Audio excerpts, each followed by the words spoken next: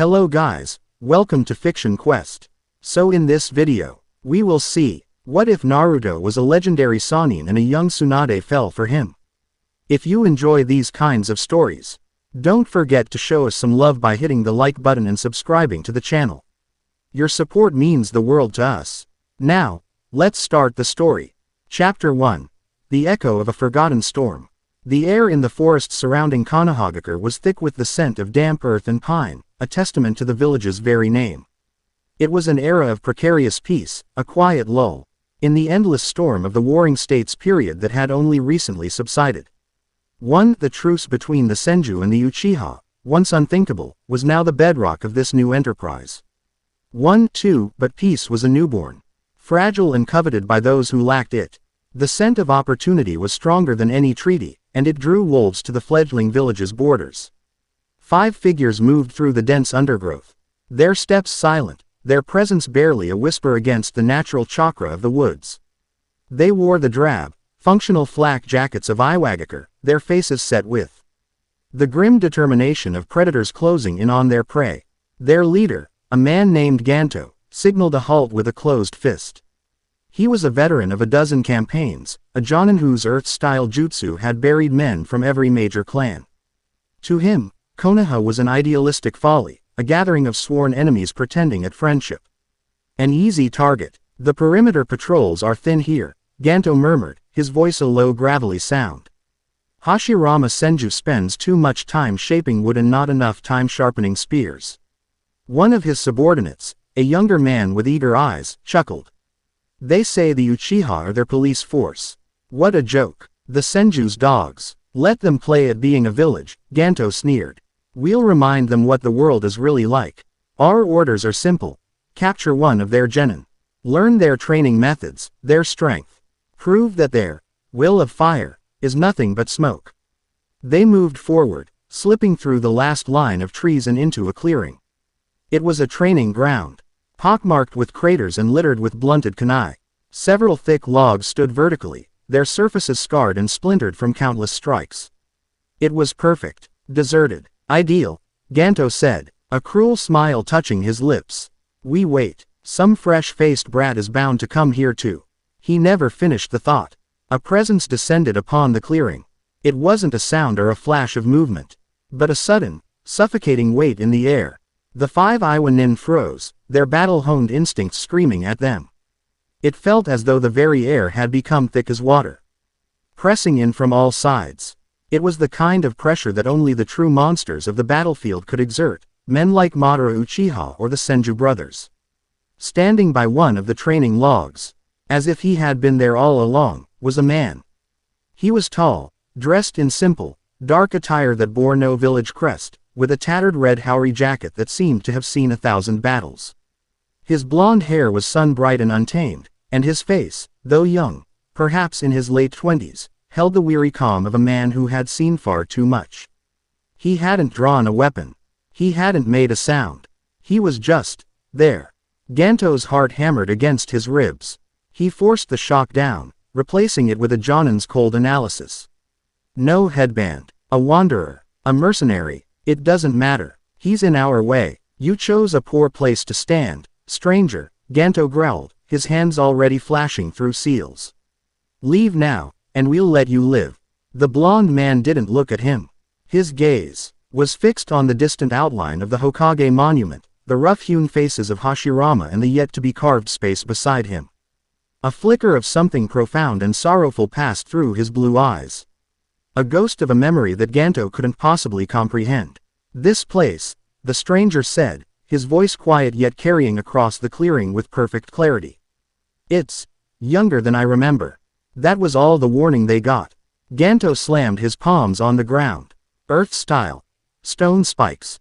The ground beneath the stranger erupted, jagged pillars of rock shooting upward with lethal force. Enough to impale a small army. But the man was gone. He moved not with the explosive burst of a body flicker, but with a fluid grace that was almost unnerving. He reappeared behind Ganto's youngest subordinate, his hand resting gently on the boy's shoulder.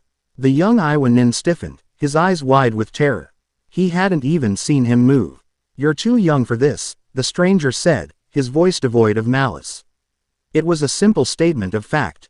Then, his hand glowed with a soft, blue light. It was the last thing the boy knew. He slumped to the ground, unconscious but unharmed. The remaining 4 shinobi reacted instantly, spreading out to surround him. "Who the hell are you?" one of them shouted, weaving signs for a water-style jutsu. The blonde man finally turned his full attention to them. And for the first time, the Iwa Nin felt the full force of his presence. It wasn't just pressure. It was an ocean of chakra, calm on the surface but with the terrifying depth of an abyssal trench. It was controlled, restrained, but it was there, vast and overwhelming. "My name is Arashi," he said. It was a lie, but it was the one he had chosen. "And this is not a place for you." Ganto grit his teeth. "Arrogant bastard. Kill him." 2 shinobi rushed forward, kunai flashing. A third spat a volley of superheated water bullets. Arashi didn't move from his spot.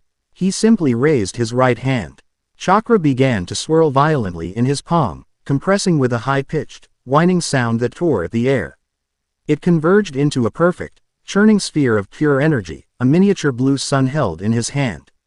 The Iwa Nin faltered. They had never seen a jutsu like it. The sheer density and rotation of the chakra was unlike anything in their experience. It was a technique that screamed of impossible skill and power. "What is that?" Ganto whispered in horrified awe. Arashi took 1 step forward, the movement blurring. He intercepted the 2 charging shinobi, his palm meeting the flak jacket of the first. There was no grand explosion, no deafening roar. There was only the grinding, tearing sound of the sphere making contact. The shinobi's forward momentum was instantly, brutally arrested.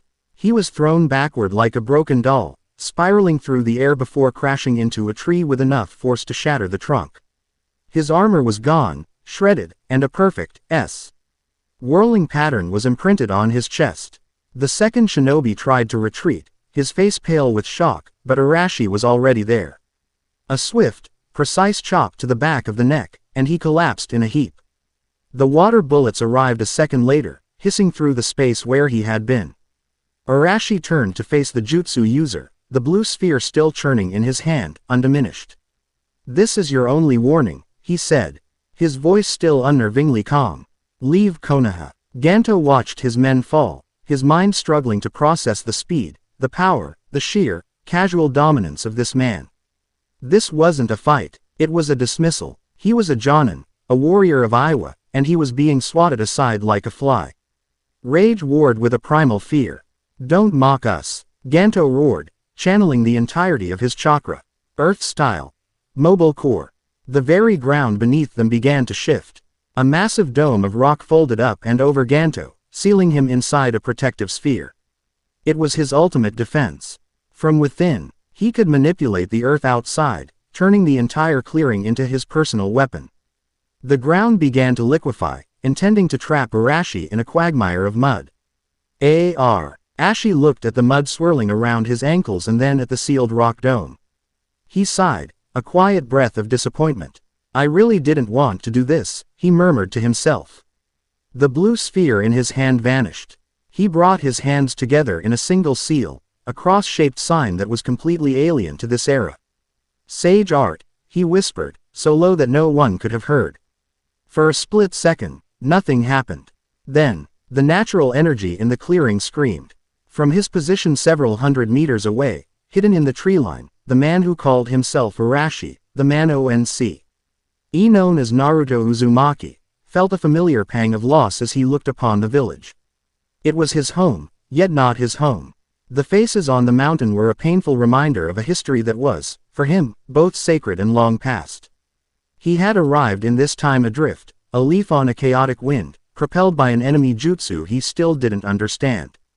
The last thing he remembered was the blinding light of a tearing dimension. The desperate shout of Kurama in his mind, and then, silence. He had woken up in this younger, greener world, his connection to his own time severed. The presence of the Iwa shinobi had been an unwelcome distraction, but a necessary one. He couldn't allow them to harm the village. Not this village, not his village. He lowered his hand, the last vestiges of the Rasengan dissipating into the air. He had used it cleanly, efficiently. No more power than was necessary. His control was absolute now, a stark contrast to the explosive, uncontrolled force of his youth. The man He was a product of a fourth great war, of years spent as a Hokage, of a lifetime of shouldering burdens that would have crushed lesser men. He was competent, he was decisive, and he was so tired. A new chakra signature suddenly flared to life nearby, fast and powerful. It was young, vibrant, and fiercely strong. He turned his head just as a figure burst from the trees. She was a girl, barely a teenager, with blonde hair tied in 2 ponytails and a determined, angry glint in her brown eyes. A purple diamond was marked on her forehead, a symbol he knew intimately, though on her it was still small. A promise of the power to come. She wore a simple gray kimono-style blouse and carried herself with an aristocratic pride that was unmistakable. Tsunade Senju, granddaughter of the first Hokage, stopped dead at the edge of the clearing, her eyes taking in the scene with a sharp, analytical gaze. 4 bodies lay unconscious on the ground. One more was groaning, embedded in the shattered remains of a tree trunk. The earth was torn up, evidence of a powerful earth-style jutsu. And in the middle of it all stood this unknown man, his chakra signature as bright and powerful as the midday sun, yet calm as a still lake. Her eyes narrowed. She saw the Iwa headbands on the fallen shinobi and her posture immediately shifted from curious to hostile. "You," she called out, her voice sharp and commanding, belying her age. "Who are you? What did you do here?" Arashi met her gaze. He saw the fire in her, the same indomitable spirit he had known in the woman who had been his mentor, his friend, the 5th Hokage. Seeing her like this, so young and full of raw potential, sent another painful tremor through his heart. He had to be careful. Every word, every action, could ripple through time in ways he couldn't predict. "They were trespassing," he answered simply. His voice was calm, neutral. "They meant to harm your village." Tsunade took a step forward, her fists clenching at her sides. She could feel the immense power radiating from him, but she was a Senju. She didn't back down. "I didn't ask what they were doing. I asked who you are. You don't wear a Konoha headband. Your presence here is an anomaly." "My name is Arashi," he repeated patiently. "I'm just a traveler. Travelers don't take down entire squads of Iwa Jonin single-handedly," she shot back, her gaze sweeping over the unconscious forms. Her medical training was already kicking in, assessing their state. They were alive, not seriously wounded, but completely incapacitated. It spoke of a level of control that was frankly terrifying. "What was that jutsu you used?" "I felt the chakra. I've never sensed anything like it." "A personal technique," he said, offering no further explanation. He couldn't exactly tell her it was the signature move of a man who wouldn't be born for several decades. His evasiveness only fueled her suspicion. In these early days of the village, trust was a commodity more valuable than gold. A powerful unknown on their doorstep was a threat until proven otherwise. She settled into a low fighting stance, chakra gathering in her fists. The ground beneath her feet cracked slightly under the strain. "You're coming with me," she stated. It wasn't a request. "You'll answer to my grandfather, the Hokage." Arashi felt a wry smile touch his lips. Of course she would be like this. Headstrong, brave, and utterly uncompromising. It was the Tsunade he knew. "I have no intention of resisting," he said, raising his hands in a placating gesture. "But you should know, your grandfather is the reason I came here." This gave her a moment's pause. "What do you mean by that?" Before he could answer, more figures flickered into the clearing. They were Konoha shinobi, members of the Uchiha clan. Their red and white fans stitched onto the backs of their uniforms, the Sharingan in their eyes already spinning as they took in the situation. They immediately created a perimeter, their expressions grim and wary as they looked from the defeated Iwa nin to the unknown blonde man. Their leader, a stern-faced Uchiha with sharp, intelligent eyes, addressed Tsunade directly, though his gaze was locked on Arashi. "Lady Tsunade, are you all right? We detected a massive chakra surge." "I'm fine," she snapped, not taking her eyes off Arashi. "This traveler dealt with an infiltration team from Iwa. But we don't know who he is or what his motives are." The Uchiha captain's eyes narrowed further. An unknown of this power level is a great threat. He must be restrained and interrogated. Arashi's calm demeanor didn't waver. He had expected this. He looked past the Uchiha, past Tsunade, and back toward the village. He knew this was just the first step. Gaining the trust of a village, built on the wary alliance of former enemies, would be a monumental task. Especially when its leaders were legends like Hashirama Senju and his dangerously pragmatic brother, Tobirama. He let out a quiet breath. His old life was gone. His friends, his family, his very world, erased by the currents of time. All he had left were the skills he'd honed, the power he'd mastered, and a fierce, burning resolve to protect this fragile past. This second chance for the world he loved. As he stood there, surrounded by wary Uchiha and the fiercely suspicious granddaughter of the first Hokage, Arashi noticed something the others had missed. He knelt beside the first Iwa shinobi he had struck with the Rasengan, the one who had crashed into the tree. On the surface, the man was simply unconscious. But Arashi, with his sage-mode senses, could feel something deeply wrong. The man's life force was thin. His chakra coils were not just disrupted, they were withered, brittle. It was as if something had leached the very essence from him, leaving behind a dry, empty husk. It was a subtle, insidious effect, hidden beneath the blunt force trauma of the Rasengan. He had felt this kind of draining effect only once before, from the husk of the 10 Tails. But this was different, more refined, more sinister. He placed a hand on the man's chest, channeling a small amount of his own chakra. It was like pouring water into sand.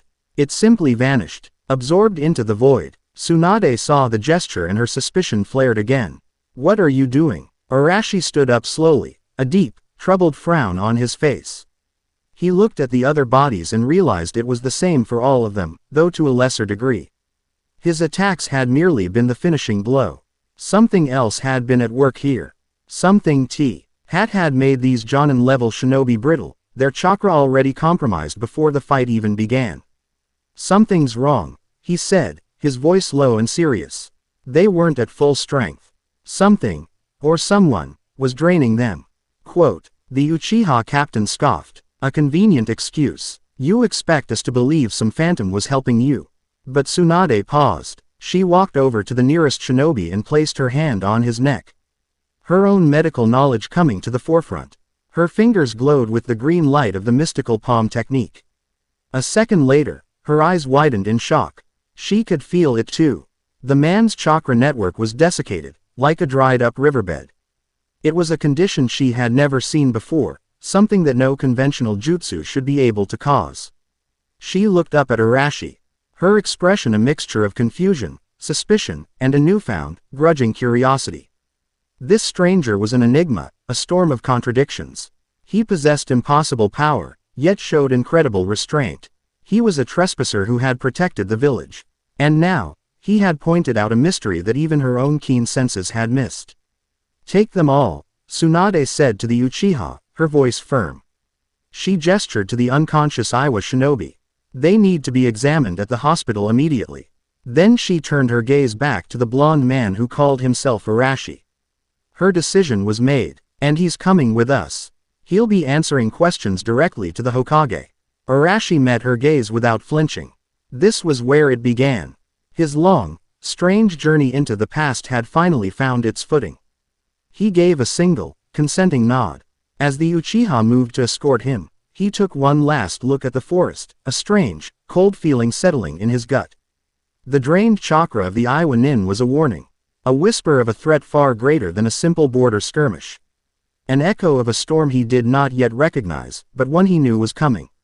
Chapter 1 End. Sources Help. Gamerant.com. Quora.com. Webnovel. Com. Google Search Suggestions. Display of search suggestions is required when using grounding with Google Search. Learn more. Naruto fanfiction time travel Tsunade. Naruto Sannin in the past fanfiction. Young Tsunade personality. Founding of Konoha era Naruto. Naruto legendary Sannin fanfic concept. Chapter 2. The weight of a name. The walk from the training ground to the central administrative tower was a journey through a living ghost story for the man who now called himself Arashi.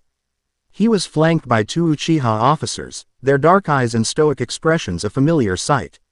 Yet the emblem on their backs, the proud fan of their clan, was not a relic of a tragic past but a symbol of active authority. Tsunade walked slightly ahead of him, her posture rigid. Her silence a heavy blanket of disapproval. He saw the village not as it was, but as a series of echoes and memories. The main street was wider than he remembered it becoming, the storefronts newer. The wood of the buildings still fresh and unweathered. He saw the plot of land where the Ichiraku ramen stand would one day be a humble, unnamed food stall. He saw Senju and Uchiha walking the same streets, not always in friendship, but in a state of wary coexistence that was both the foundation of this peace and its greatest fragility. There was a tension in the air, the low hum of a blade that had been sheathed but not yet forgotten how to cut. It was a village holding its breath, praying that the dream of its founder would last the night. And Naruto Uzumaki, now Arashi, felt the crushing weight of knowing its entire history, its triumphs, its tragedies, its wars, and the faces of the heroes who would bleed and die for it.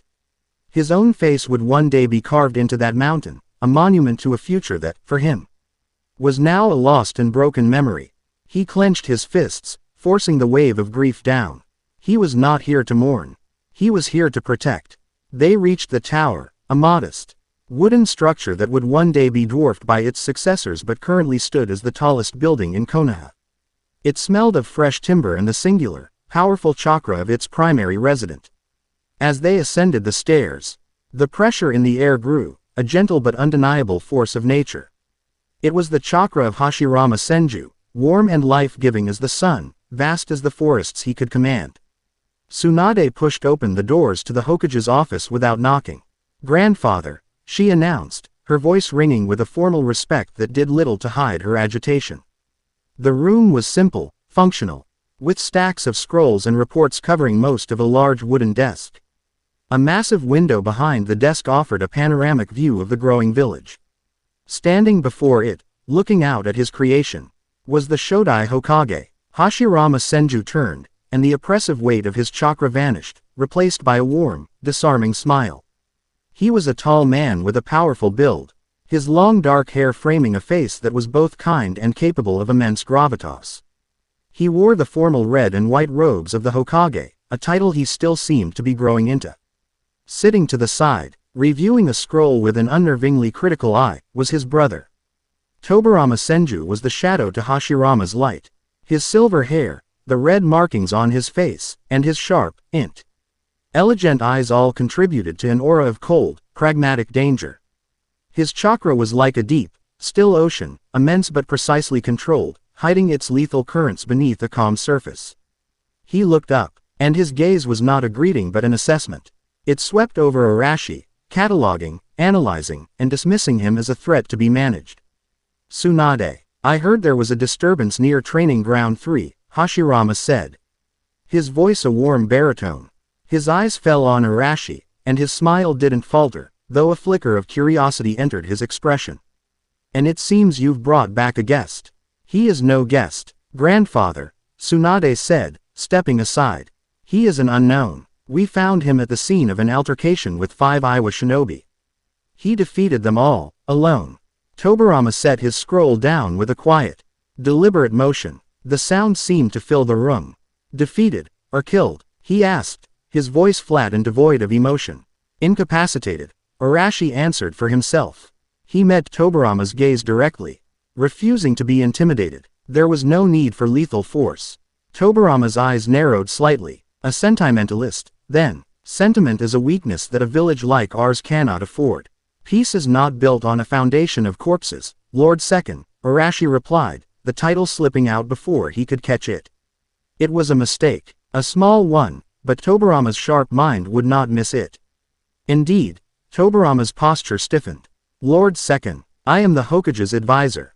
Nothing more." A figure of speech, Arashi covered smoothly, offering a slight bow. "My apologies. I meant no offense." Hashirama chuckled, waving a dismissive hand. "No harm done. My brother is so serious. Now," he said, turning his full attention to Arashi, "Tsunade says you handled an Iwa squad by yourself. That is no small feat. We owe you our thanks. But she is also right. We do not know you. Who are you, and what is your business in Konoha?" Arashi had rehearsed this in his mind on the walk over. The truth was impossible. A half-truth would have to suffice. "My name is Arashi. I am a wanderer, a shinobi without a village. The land I once called home was destroyed in the wars, like so many others.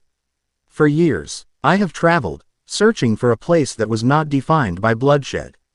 I heard whispers of Konoha, a village built on an alliance between old enemies. A place where peace was the goal, not just a pause between battles. I came to see if such a thing was truly possible. It was a good story. It was poetic, it played to Hashirama's ideals, and it was tragically common in this era. Hashirama's expression softened. A noble goal. You are welcome to stay in Konoha, Arashi, so long as you abide by our laws. We are always in need of skilled individuals who share our dream. Brother, Tobirama cut in, his voice sharp as broken glass. You are too trusting. This man has a chakra reserve that rivals a cage.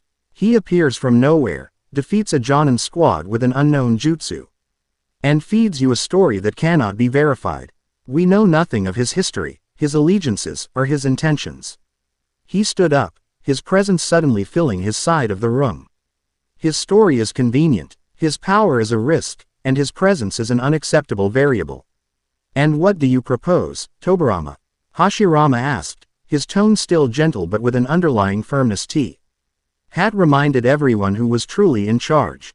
A test, Tobirama said, his red eyes locking onto Arashi. Words are wind. Power is a tangible thing. I wish to gauge his strength myself. A spar, here and now, it will tell me more than any interrogation. Tsunade looked from her great uncle to the stranger. A spar with Tobirama Senju was no simple test. It was a trial by fire.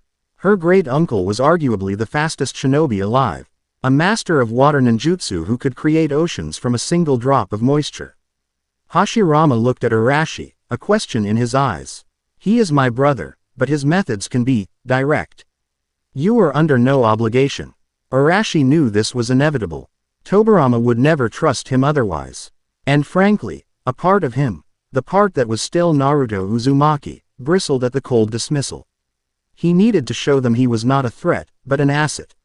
More than that, he needed to show them he was not to be trifled with. I accept, Arashi said simply. I understand the need for caution. A rare, thin smile touched Tobirama's lips. It was not a friendly expression. Excellent. The courtyard will suffice. The courtyard was a spacious, paved area behind the tower, said for training and official demonstrations. Hashirama, Tsunade, and the Uchiha guards stood at a safe distance. Tobirama and Arashi faced each other in the center, the afternoon sun casting long shadows behind them. The rules are simple, Tobirama stated, shrugging off his formal white haori to reveal the dark blue armor beneath. The first to be incapacitated or admit defeat loses. Do try to keep up. He didn't wait for a reply. In the space between one blink and the next, he was gone. He reappeared directly behind Arashi, a kunai aimed at his kidney, the cold steel already pressing against the fabric of his clothes. It was the embryonic form of the flying Raijin, a jutsu of pure, terrifying speed. But Arashi wasn't there. Tobirama's eyes widened fractionally. He had felt no chakra surge, heard no sound. The man had simply vanished. He spun around, senses on high alert, only to see Arashi standing in his original spot, his hands in his pockets, an unreadable expression on his face. Impressive speed, Arashi commented. His voice as calm as if they were discussing the weather. Tsunade, watching from the sidelines, gasped. She hadn't seen him move.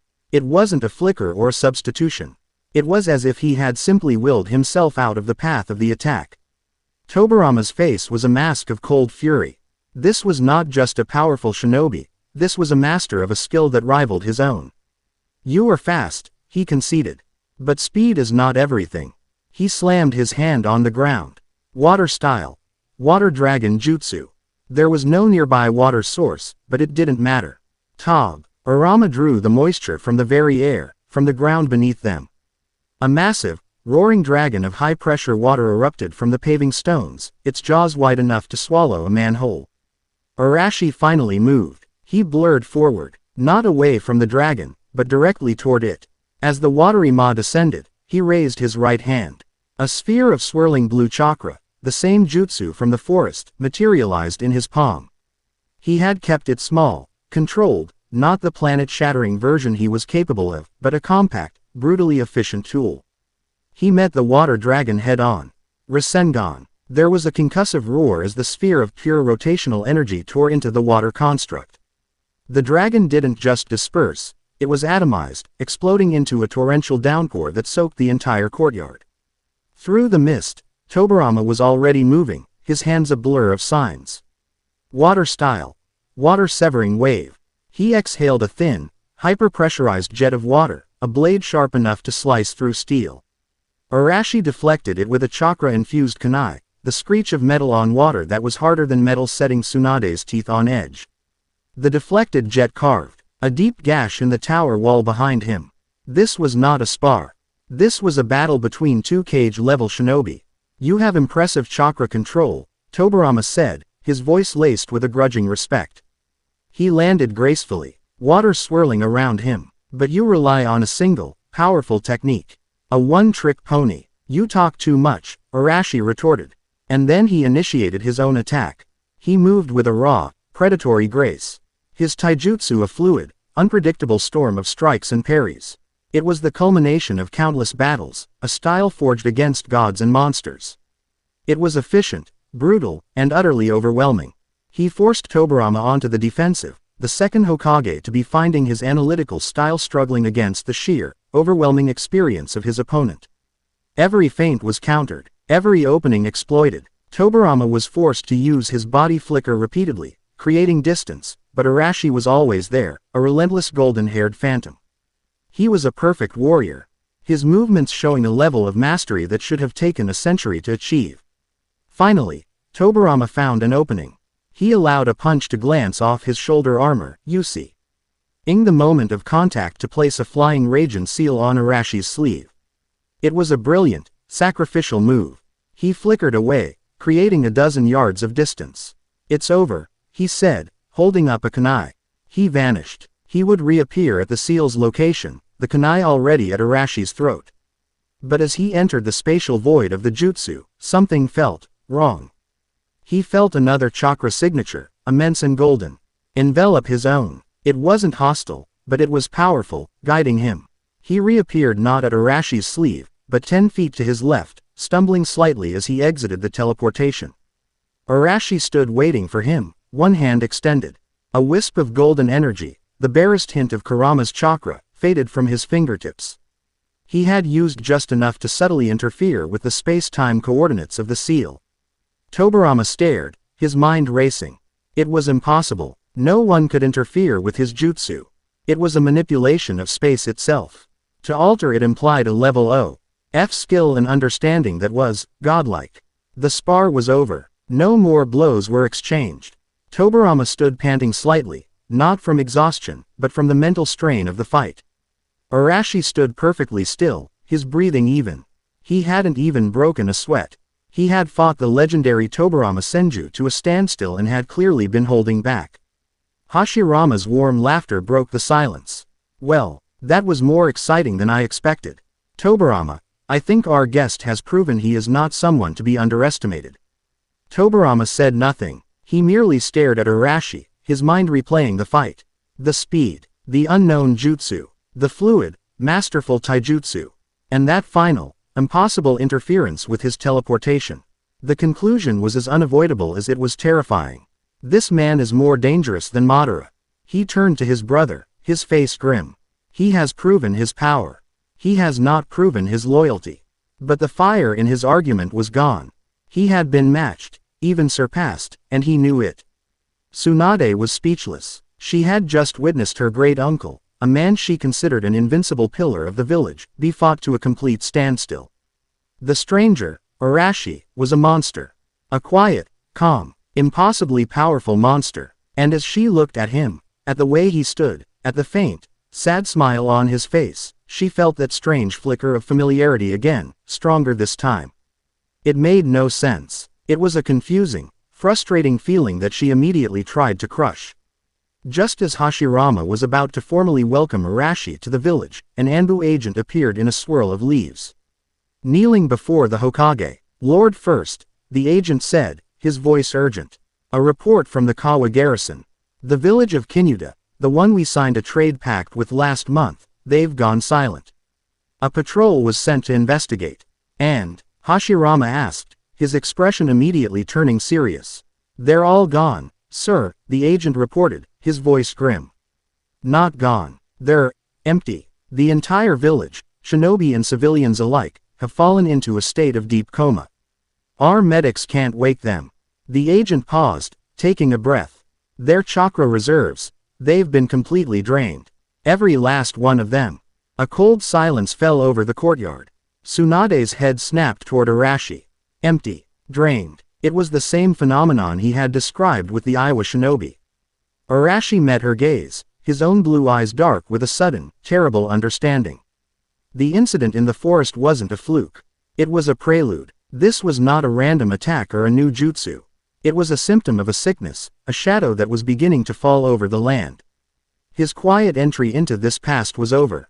A war had just begun, whether the rest of them knew it or not. Chapter 2 End. Chapter 3. Whispers in the Forest of Death. The air in the Hokage's office was thick with a tension that had nothing to do with Tobarama's chilling chakra signature. The report from the Wa garrison lay open on Hashirama's desk, its stark, black ink detailing an impossible horror. An entire village, rendered dormant. Not dead, but hollowed out, their life's energy stolen. It is a weapon, Tobarama stated, his voice a flat, hard line. He paced before the large window, his expression carved from stone. A jutsu on a scale we have not yet seen. One that attacks the chakra network itself. It could be a new Kekkei Genkei. Or something developed by Iwa or Kumo to destabilize us. Hashirama ran a hand through his long hair, his typically warm face etched with worry. But to what end, Tobarama? It leaves no physical destruction. It does not conquer territory. It simply erases people from the world while leaving their bodies behind. It's monstrous. Arashi, who had been standing silently by the door, finally spoke. His voice cut through the strategic debate with a quiet, unsettling authority. It's not a jutsu. Both brothers turned to look at him. Tsunade, who had been tasked with delivering a preliminary medical report and had remained in the room, folded her arms, her gaze sharp and questioning. Explain, Tobarama commanded, his patience clearly wearing thin. A jutsu is a construct. It uses chakra to create an effect. Fire, water, an illusion, Arashi elaborated, his eyes distant, as if seeing a battle no one else could. This is different. What you're describing, and what I felt from those Iwa shinobi, isn't an attack, it's a harvest. It doesn't destroy the chakra network, it drains it dry, like a parasite. A jutsu is a tool. This feels like hunger. The room fell silent. Hashirama and Tobarama exchanged a look. The concept was alien, more akin to a dark folktale than modern ninjutsu. A chakra-devouring entity, Hashirama mused, his brow furrowed in thought. Like a tailed beast. No, Arashi said firmly. The biju are concentrations of massive, chaotic chakra.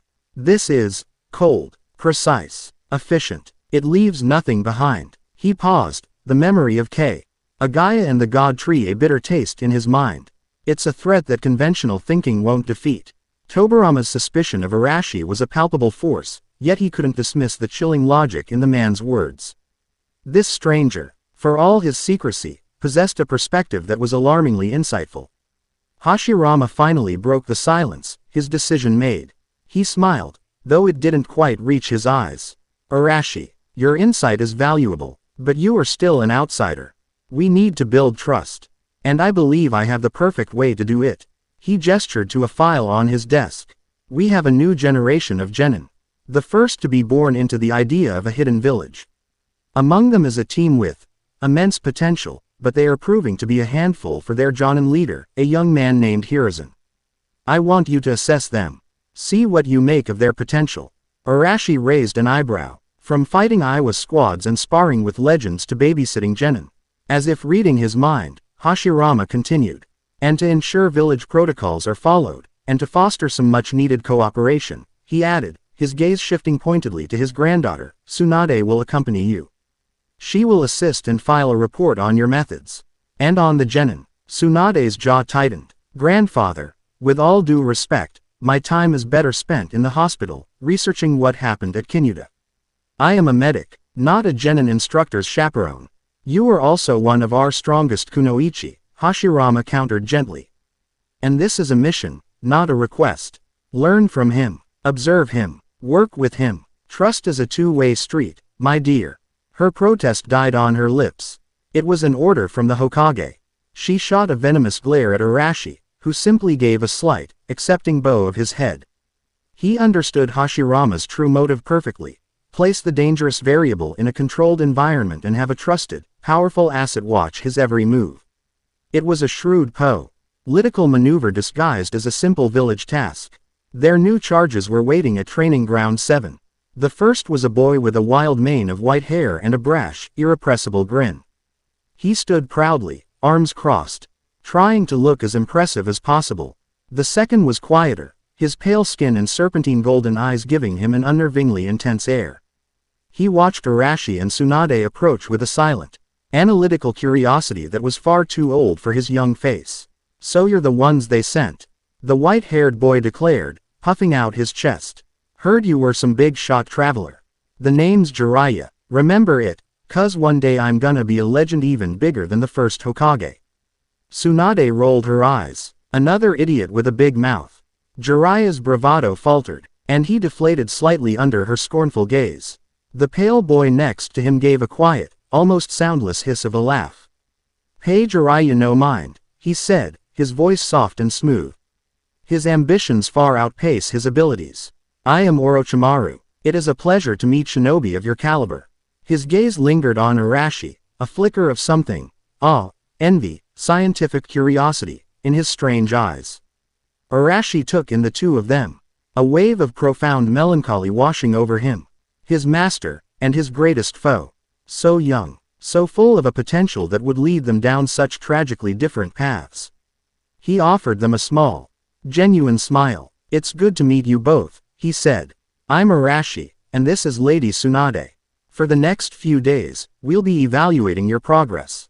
All right, a new test. Jiraiya cheered. What is it? Target practice. Sparring. I bet I can beat you. He pointed a finger at Orochimaru, who simply looked bored by the proclamation. Something more practical, Arashi said, turning his gaze toward the tall, ominous fence that marked the border of a place even seasoned shinobi respected. We're going into Training Ground 44. The bravado vanished from Jiraiya's face, replaced by a look of genuine fear. Even Orochimaru's placid expression tightened. Tsunade stiffened, her head snapping toward Arashi. The forest of death, she said, her voice low and dangerous. For Genin, are you insane? That place is a death trap. It's filled with giant, predatory animals and poisonous plants. They aren't ready. Real threats don't care if you're ready, Arashi countered calmly, his gaze sweeping over the two boys. They won't wait for you on a safe training ground.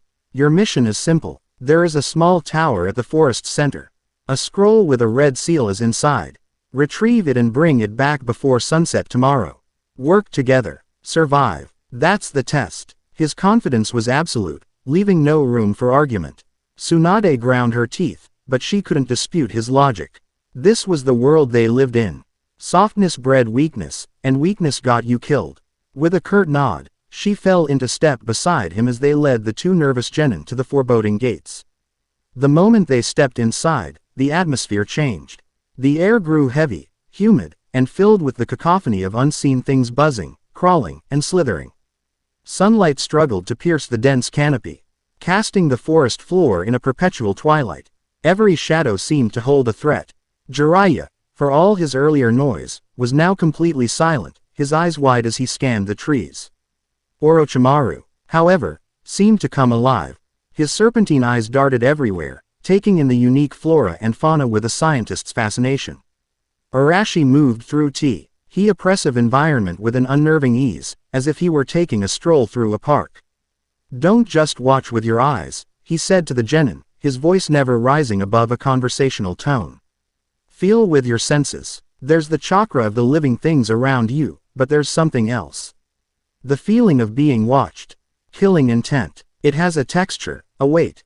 Learn to recognize it, and you'll never be surprised. He stopped suddenly, holding up a hand. The others froze. There, he whispered, pointing to a patch of deceptively beautiful, crimson flowers. Don't touch them. The pollen they release numbs the nervous system. Step into a patch, and you'll be paralyzed in minutes. A perfect trap for a predator. Orochimaru stared at the flowers, his fascination palpable. Incredible. A neurotoxic agent delivered via airborne vector. Idiot snake, Jiraiya muttered under his breath. He thinks it's neat. They continued on, Arashi providing quiet, practical lessons in survival. He showed them how to find water, how to mask their scent, how to read the unnatural silence that preceded an attack. Tsunade watched him, her initial animosity slowly being chipped away by a grudging respect. He wasn't just a powerhouse. He was an incredible teacher, his experience evident in every word. He commanded respect not through threats, but through sheer, undeniable competence. They were about halfway to the tower when the forest went completely silent. The buzzing insects, the chittering animals, everything stopped. A heavy, primal killing intent descended on them, so thick it was almost suffocating. "Get ready," Arashi said, his voice dropping low. It burst from the treeline with a roar that shook the ground. It was a bear, but a monstrous perversion of one. It stood easily 12 feet tall on its hind legs. Its fur matted and black, its muscles coiled with unnatural power. But its eyes were the most terrifying part. They glowed with a sickly, malevolent purple light, and embedded in the center of its forehead was a jagged, crystalline growth that pulsed with the same foul energy. Jiraiya reacted on instinct, his hands flashing through seals. Fire style. Flame bomb. He spat a respectable fireball that slammed into the creature's chest. It barely singed its fur. The bear swiped a massive paw, and Jiraiya dove out of the way just as the claws tore through the space where he'd been, gouging deep furrows in the earth. "My turn," Orochimaru hissed, his hands also forming signs. Summoning jutsu, several large snakes erupted from the ground, wrapping around the bear's legs. The beast roared in annoyance and simply tore them apart with its brute strength. The genin were completely outmatched. Tsunade didn't hesitate. She shot forward, chakra flaring around her fist. "Don't just stand there, you idiot," she yelled at Arashi. She met the creature's descending claw with an uppercut. The impact was like a thunderclap. The ground beneath her feet fractured, but she held her ground, her small frame stopping the monstrous limb cold. The bear roared in fury and pain, but as it pulled its arm back, the deep gashes she'd inflicted on its paw began to seal over, the purple energy flaring. "It's regenerating," she shouted in disbelief. "Its power is centered on that crystal." Arashi's voice cut through the chaos, calm and commanding. He hadn't moved to attack, but was observing, analyzing. "Tsunade, you're the only one strong enough to hold its attention. Buy me time, target its joints to slow it down. Orochimaru, your snakes are too weak, but can you use them to obstruct its vision? Blind it." The orders were precise, immediate. Orochimaru, seeing the logic, instantly complied, summoning a swarm of smaller, faster snakes that darted toward the creature's head.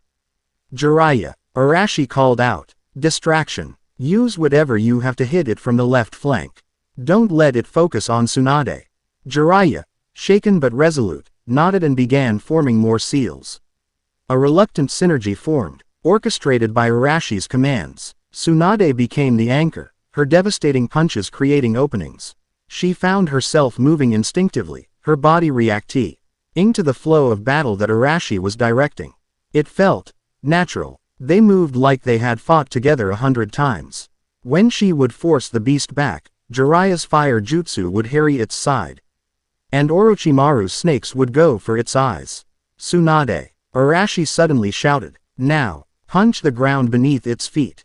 She didn't question it. She slammed both fists into the earth with a devastating roar of Shanaru. The ground buckled, throwing the massive bear off balance for a single, crucial second. It was all the time Arashi needed. He flickered from his spot, a small, Contro LED Rasengan, no bigger than his fist, whirring to life in his hand. He moved with a speed that made Tsunade's eyes widen, appearing above the stumbling creature in an instant. He drove the spinning SP. Here of chakra directly into the crystalline growth on its forehead. There was a high-pitched scream, not from the bear, but from the crystal itself. It shattered into 1,000 glittering shards, the purple light in the bear's eyes died. The massive creature collapsed, its body twitching before it began to rapidly shrink and decay, the unnatural energy that had sustained it dissipating into the air. leaving behind the carcass of a normal, if oversized, black bear. Silence returned to the forest, broken only by the heavy breathing of the genin. Arashi landed softly, his expression grim as he looked at the dead animal. Tsunade stared at him, her heart still pounding from the fight. The raw power was one thing, but the flawless strategy, the effortless command, it was something else entirely. As Arashi knelt to examine the body, Orochimaru, ever the opportunist, moved to where the crystal had shattered. Most of the shards had dissolved into dust, but he found one small, thumb-sized piece that still hummed with a faint residual energy. With a quick glance to make sure no one was watching, he slipped it into a pouch. A new, fascinating variable had just presented itself. They reader. I have the scroll from the tower without further incident. As they walked out of the forest of death, the setting sun casting long, orange rays through the trees, a new dynamic had settled over the group. Jiraiya and Orochimaru looked at Arashi with a mixture of fear and hero worship. Tsunade, however, was quiet. The suspicion hadn't vanished, but it was now intertwined with a deep, undeniable respect. As they reached the village gates, she finally spoke. How did you do that? She asked, her voice low. Directing us like that, you knew exactly what we were capable of, how we would move. Arash. I looked at the two young boys walking ahead of them, then back at her. A faint, sad smile touched his lips, one that seemed to carry the weight of a lifetime she couldn't comprehend. You all have a lot of potential, he said softly. It's easy to see. She knew he was evading the question, but the way he said it, it felt less like an observation and more like a memory. A wistful, painful echo from a place she didn't know. The first real crack formed in the wall of her suspicion, and through it, a dangerous and compelling curiosity began to shine. Chapter 3 End. Chapter 4. The Poisoned Spring. News of the silent village of Kinuta had spread through Konoha like a quiet plague, poisoning the fragile peace with fear. It was an invisible enemy, a weapon that left no rubble, only empty shells where people used to be. The mystery hung heavy in the air, a constant, unspoken threat that made the Uchiha patrols more frequent and Tobirama Senju's scowl a permanent fixture. Tsunade found herself at the heart of this storm. The few Iwa shinobi Arashi had incapacitated had been brought to Konoha's small hospital, and they exhibited the same symptoms as the victims from Kinuta, albeit on a smaller scale. Their chakra networks were withered, like plants starved of water. Her days became a blur of cellular analysis, scroll research, and frustrating dead ends. She was the village's foremost medical mind, the inheritor of Hashirama's own legendary healing abilities, and she was completely stumped. The condition seemed to defy all known principles of ninjutsu. She was in her private research lab, surrounded by anatomical charts and chakra flow diagrams, when the door slid open. Arashi stood there, his presence a calm anchor in her sea of frustration. Since the incident in the Forest of Death a week prior, their interactions had been different. The overt hostility on her part had been replaced by a wary, professional courtesy. She couldn't deny his skill, and the way he had commandé. Her and the genin had awakened a part of her she hadn't known existed, a desire for a true equal on the battlefield. Any progress? He asked, his blue eyes scanning the complex equations she had scrawled on a large chalkboard. She let out an exasperated sigh, running a hand through her blonde hair. None. It's like trying to catch smoke. I can see the effects, the cellular decay, the dormant state of the chakra coils. But I can't find the cause. There's no residual chakra, no poison I can identify. It's as if their life force was simply siphoned away. Because you're looking for a jutsu, he said, stepping closer to examine a diagram of a tenketsu point. You're searching for the hand of a shinobi. I told you, this is something else. It's not a weapon, it's a predator. Words, Arashi. Just words, she shot back, her frustration making her sharp. I need something tangible, a cause, a cure. Before he could reply, a jonin flickered into the room, his expression urgent. Lady Tsunade, he said, bowing quickly. The Hokage needs you. A message has arrived from the hot spring town of Udono. Udono was a small, civilian town nestled in the mountains, a popular resort known for its therapeutic waters and a favorite retreat for shinobi recovering from injuries. It was officially allied with Konoha. What is it? Tsunade asked, her medical instincts already on high alert. It's an illness, the Jonin reported.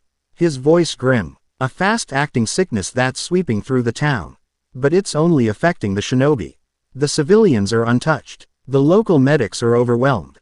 Lord First has ordered you to investigate.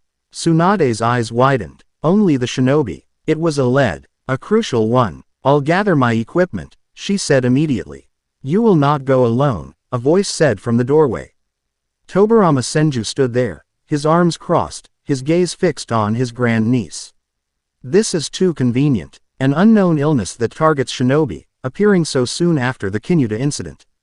It could be a trap. He then turned his piercing gaze on Arashi. You will go with her.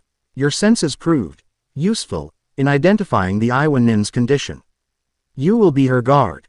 It was an order, not a suggestion. But Tsunade saw the underlying motive. Tobarama still didn't trust Arashi. Sending him into a potentially hostile situation with Tsunade was a test on multiple levels.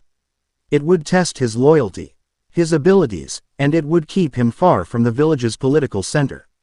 Arashi simply nodded. I understand. Tsunade bristled at the implication that she needed a guard. But she couldn't argue with the logic. If this was connected to Kinyuta, Arashi was the only other person who seemed to have any grasp of the threat. Fine, she bit out. Meet me at the south gate in 20 minutes. Don't be late. The journey to Udono was a fast-paced trek through the dense forests of the Land of Fire. They moved in silence for the first hour, a comfortable quiet that had replaced their earlier tension.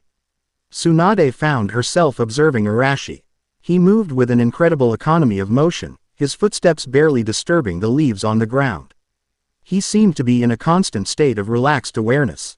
His gaze sweeping the surroundings, his senses extending far beyond the normal range of a shinobi. It was the posture of a man who had lived his entire life in a war zone. Who knew that peace was just the moment you took a breath before the next battle? You never told me, she said, breaking the silence, what that was in the forest. That creature. Its power wasn't natural. No, it wasn't, he confirmed, his eyes on the path ahead. The crystal on its head was a beacon, and a corrupting agent. It amplified the bear's natural aggression and strength, but it was also feeding on its chakra. It was a lower-level manifestation of the same force that hit Kinyuta. A living creature, turned into a weapon, and a food source, she murmured, a chill running down her spine. The cold, parasitic nature of their enemy was beginning to form a terrifying picture in her mind. Exactly, he said. It finds a host, amplifies its power, and then consumes it. It's an infestation. They arrived in Udono as dusk was painting the sky in shades of orange and purple. The town was eerily quiet. Steam rose from the various open-air baths, but the usual sounds of laughter and conversation were absent. A palpable sense of fear clung to the air like the mist. They were met by the town's mayor, a portly civilian man whose face was pale with worry. Lady Tsunade, thank the sage you've come. It's a nightmare. Our shinobi guards, the visitors from other villages, they're all falling ill. Take me to them, Tsunade commanded, all business. The town's main inn had been converted into a makeshift infirmary. Dozens of shinobi lay on futons, their breathing shallow, their faces pale and beaded with sweat. They were conscious, but barely. They complained of extreme fatigue, muscle failure, and a chilling inability to mold their chakra. Tsunade moved among them like a whirlwind, her hands glowing with green diagnostic chakra. She checked their pupils, their pulse, their chakra coils. It's not the same as Kinyuta, she murmured to Arashi, who was standing watch by the door. Their chakra isn't gone, it's clogged, suppressed. It's like their networks are being poisoned. She took a blood sample from one of the afflicted, a Chunin from Konoha she recognized, and placed it under a portable microscope. Her eyes narrowed as she analyzed the cells. There it is, she whispered. A foreign agent, microscopic. It's bonded to his chakra-producing cells, inhibiting their function. A poison, Arashi stated. A highly sophisticated one, Tsunade confirmed, her mind racing. It's designed to specifically target the unique cells of a shinobi. That's why the civilians are unaffected. But how is it being administered? It has to be something they all have in common. Her gaze swept the room, then drifted out the window toward the center of town. The hot springs. The one thing every visitor to Udono partook in. The water, she said, her eyes meeting Arashi's. They both knew it instantly. They moved quickly to the main spring, the largest and most popular of the town's baths. Steam billowed from the geothermally heated water. Arashi knelt at the edge, dipping his fingers in. "There's nothing," he said, extending his senses. "No foreign chakra. If the poison is here, it's perfectly masked." Tsunade drew a sample of the water, placing it in a vial for later analysis. "It must be introduced at the source. The reservoir that feeds all the springs." The reservoir was located in a series of caves high in the mountain overlooking the town. As they approached, Arashi held up a hand, stopping them. "We're not alone," he whispered. "Two signatures. One is weak, flickering. The other is trying to hide, but there's a coldness to it. A familiar one." They moved like shadows, slipping into the damp, echoing caves. They found the main reservoir in a large cavern, the water bubbling up from a deep fissure in the rock. Standing by the pool was a figure in a dark, hooded cloak. He was pouring a black, viscous liquid from a scroll into the water. Kneeling on the ground nearby was another man, a medic nin from his attire, his body trembling. "I've done as you asked," the medic pleaded, his voice shaking with fear. "You promised you would save my daughter." The cloaked figure didn't turn. His voice was a dry, rasping whisper, like dead leaves skittering across pavement. "The Savior rewards those who serve. Your daughter's illness is merely the flaw in her chakra. When the world is cleansed, she will be whole again. You have done your part." Tsunade's eyes blazed with fury. The Savior. The same term the dying rogue nin from the Forest of Death had used. This was him. This was the source. "It's over," she shouted, stepping out from behind the rock formation, her fists clenched. "Whatever you're doing, you're going to stop it, right now." The cloaked figure turned slowly. His face was hidden in the deep shadows of his hood, but Tsunade could feel the chilling emptiness of his presence. It was the same cold, parasitic feeling she'd sensed from the corrupted bear. "A Senju princess," the figure rasped. "So full of flawed, vibrant energy. You will make a fine offering to the cause." Quote. He made a quick, dismissive gesture.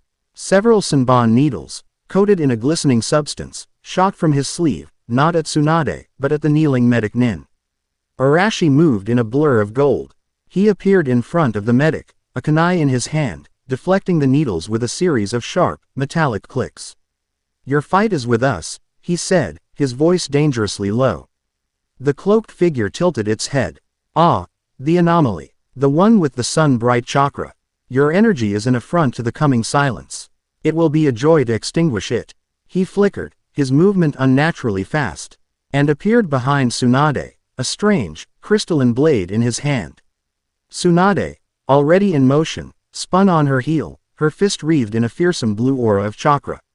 Their attacks met in the center of the cavern. The impact was immense. The crystal blade held against her monstrous strength, but a network of cracks spread across its surface. The ground beneath them shattered. The cloaked figure was thrown back, landing gracefully on the far side of the pool. "Such power," he hissed, looking at the cracks in his blade. "Wasted on such an unworthy vessel. Get the medic out of here." Tsunade yelled to Arashi, her gaze never leaving her opponent. "I'll handle this." Arashi didn't hesitate. He grabbed the terrified medic and flickered out of the cave in a burst of speed. He knew this wasn't about her pride. It was a strategic decision.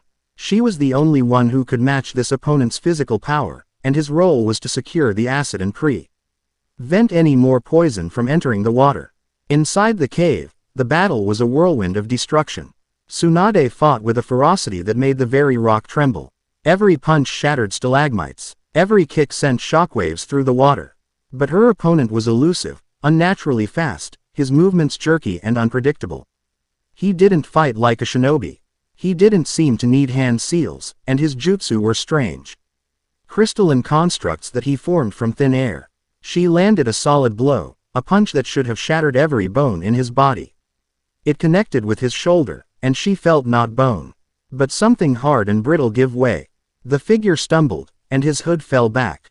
Tsunade froze for a split second. The face beneath was that of a man she recognized, a John in from Kumo who had been reported missing months ago. But his skin was ashen gray, his eyes were dull, lifeless orbs, and his shoulder, where she had struck him, was crumbling away like dried clay, revealing not flesh and blood, but a hollow, crystalline framework. "What are you?" she breathed, horrified. "I am a disciple," the thing rasped, its voice coming from a body that was clearly just a puppet. "A vessel for a will far greater than your own."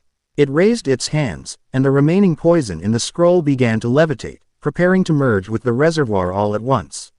Tsunade knew she was out of time. She channeled every ounce of her chakra into her fist, the purple diamond on her forehead glowing faintly. She shot forward, ignoring the crystal spikes that erupted from the ground to impale her, letting them tear at her clothes and skin. She had one target. Her fist slammed into the puppet's chest. This time, there was no resistance. The puppet exploded in a shower of gray dust and crystal shards. The scroll containing the poison was flung into the air. Tsunade leapt, catching it deftly before it could touch the water. She landed, breathing heavily, cuts and bruises already beginning to heal. The cavern was silent again. Arashi appeared at her side a moment later. He looked at the dust on the ground, his expression grim. "A puppet," he said. He was controlling it from a distance. He called himself a disciple, Tsunade said, her voice tight with a mixture of disgust and exhaustion. He was a corpse, Arashi. Just an empty shell filled with that crystal. She held up the scroll. "We have the poison. I can synthesize an antidote." Her gaze was hard, determined. "This savior made a mistake. He showed us his weapon. And now, I'm going to turn it against him." As she spoke, Arashi looked at her. At the fire in her eyes, the cuts on her arms already closing, the unwavering resolve on her face. In that moment, she wasn't the Hokage's granddaughter or a teenage prodigy. She was a warrior, a leader, and the protector of her people. And he felt a powerful, undeniable surge of admiration and something warmer, something he hadn't allowed himself to feel in a very, very long time. Their shared danger, their mutual respect, was forging a bond between them, stronger and faster than either of them realized. Chapter 4 End. Chapter 5. A Dance of Shadows and Sunlight. They returned to Konoha not with the fanfare of heroes, but with the grim urgency of messengers bearing dire news. Tsunade went directly to her lab, the captured scroll of poison her singular focus. Within hours, she had isolated the active agent and begun the painstaking process of synthesizing an antidote. Arashi, meanwhile, delivered a full report to the Hokage and his brother. He stood in the office, the afternoon light streaming through the window, and detailed every moment. The coerced medic Nin, the rasping voice of the savior, the hollow, crystalline puppet that called itself a disciple. When he finished, a heavy silence filled the room. Hashirama sat behind his desk, his fingers steepled, his usual warmth replaced by a deep, troubled gravity. Tobirama stood by the wall, high. Chakra blade held in perfect stillness, his mind clearly processing every tactical implication. "A corpse puppet, controlled from a distance," Tobirama said, his voice cutting the silence. "An Een, Mai who uses proxies and preys on the desperate. This is the work of an intelligence specialist, not a brute. And this, savior, ideology," Hashirama added, his gaze troubled. "To call chakra a flaw, to speak of cleansing the world, this is the language of a zealot. It is a belief system, not just a military objective. That is far more dangerous. It's a parasitic entity," Arashi stated, reinforcing his theory. "It uses hosts, living or dead, as tools. It manipulates others with promises of salvation. It is insidious, and it is growing." Just then, the door slid open and Tsunade entered. Her face was pale with fatigue, but her eyes burned with triumph. She placed a small, sealed vial on the Hokage's desk. "The antidote," she announced. "It's a complete success. I've already sent a batch to Udono. The afflicted shinobi should make a full recovery within a day." Hashirama's face broke into a relieved smile, the first genuine one he'd worn all day. "Tsunade, your skill is a treasure to this village. You have saved many lives today." "I had help," she said, her eyes flicking to Arashi for a brief second, a small but significant acknowledgement. Tobirama noted the glance, his expression unreadable. The victory, however, was short-lived. The threat remained. This savior had proven they could strike anywhere, using methods that were almost impossible to trace. Konoha could not fight this shadow alone. This changes things, Hashirama said, his voice hardening with resolve. This is not a threat to just Konoha. It is a threat to all shinobi. I will call a summit. Here, in Konoha, I will invite the leaders of Suna, Iwa, and Kumo. We must share what we know. We must form a united front before this infestation, can take root. It was a radical idea. The ink on the peace treaties was barely dry. The wounds of the warring states period were still fresh, the grudges still hot. To bring the leaders of the great rival villages together under one roof was a monumental gamble. Inviting the Tsuchikage into our village is an act of foolish optimism, brother, Tobirama argued, his pragmatism flaring. He will see it as a sign of weakness and use it to gather intelligence. Then we will show him strength in unity, Hashirama countered, his voice booming with the conviction that had ended wars. We will show him that the will of fire is not a weapon, but a shield for all who wish to live in peace. The summit is called. The preparations began immediately. The village was transformed into a fortress, yet one with an open hand. Uchiha police patrols were tripled. Senju shinobi secured the perimeter. A tense, electric energy filled the air. The central point of contention, as Tobirama had predicted, became Arashi. The other Kage will want to know who he is, Tob. Arama insisted during a strategy meeting. His power is an unknown quantity. They will see him as Konoha's hidden weapon, a threat to the balance of power. It will breed distrust before the first words are spoken. He should be kept out of sight. Absolutely not, a sharp voice cut in. Tsunade stood from her seat, her expression defiant. Arashi is the only one who has faced this enemy's proxies directly. He understands the nature of this threat better than anyone. To exclude him would be tactical suicide. He must be there. Hashirama looked at his granddaughter, surprised and pleased by her vehemence. He had tasked her with observing Arashi to build trust, and it seemed to have worked more effectively than he'd hoped. She was not just defending a valuable asset, she was defending a comrade. Tsunade is right, Hashirama declared, his decision final. Arashi will be present at the summit, as my personal advisor. Let them see that Konoha is not afraid to show its strength. Arashi, who had remained silent throughout the debate, gave a slight nod of acknowledgement to Tsunade. A silent, thank you, that passed between them, a small spark in the politically charged room. The day of the summit arrived under a gray, overcast sky. The other Kage and their entourages were escorted into the village one by one. Redo, the first Kage, was a stern man wrapped in the traditional garb of the desert. The first Raikage, was a mountain of muscle and lightning-quick chakra, his expression perpetually grim. And finally, Ishikawa, the first Tsuchikage, a short, wizened old man whose hunched posture belied a stubborn, unyielding nature as hard as the stones of his country. The initial meeting was held in the largest chamber of the Hokage Tower. The air was thick with decades of animosity. The Kage sat across from each other, their advisors standing behind them. A collection of the most powerful shinobi in the world gathered in one room, and the tension was a physical force. Hashirama began, his voice calm and steady, explaining the incidents at Kinuta and Udono. He spoke of the chakra-draining phenomenon, of the disciples, and of the fanatical savior. The Tsuchikage let out a cynical grunt. A convenient tale, Hashirama. You speak of a shadowy enemy that only you have seen. Perhaps this is merely a new Konoha jutsu that went awry. Or a ploy to trick us into an alliance that benefits only you. I assure you, Tsuchikage Dono, this threat is very real, Hashirama said, his patience unwavering. Arashi stood behind him, next to Tobirama and Tsunade. He remained silent, his gaze sweeping over the attendees. He wasn't listening to their words as much as he was feeling the flow of their chakra, the subtle shifts in their posture, the tells of their bodyguards. He was a silent observer. A predator in a room full of predators, and it made the other Kage uneasy.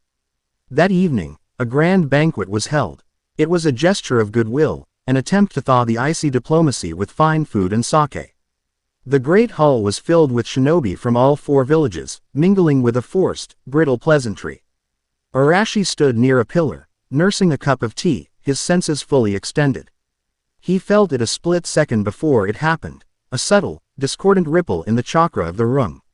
It was not an attack, but a gentle, pervasive hum.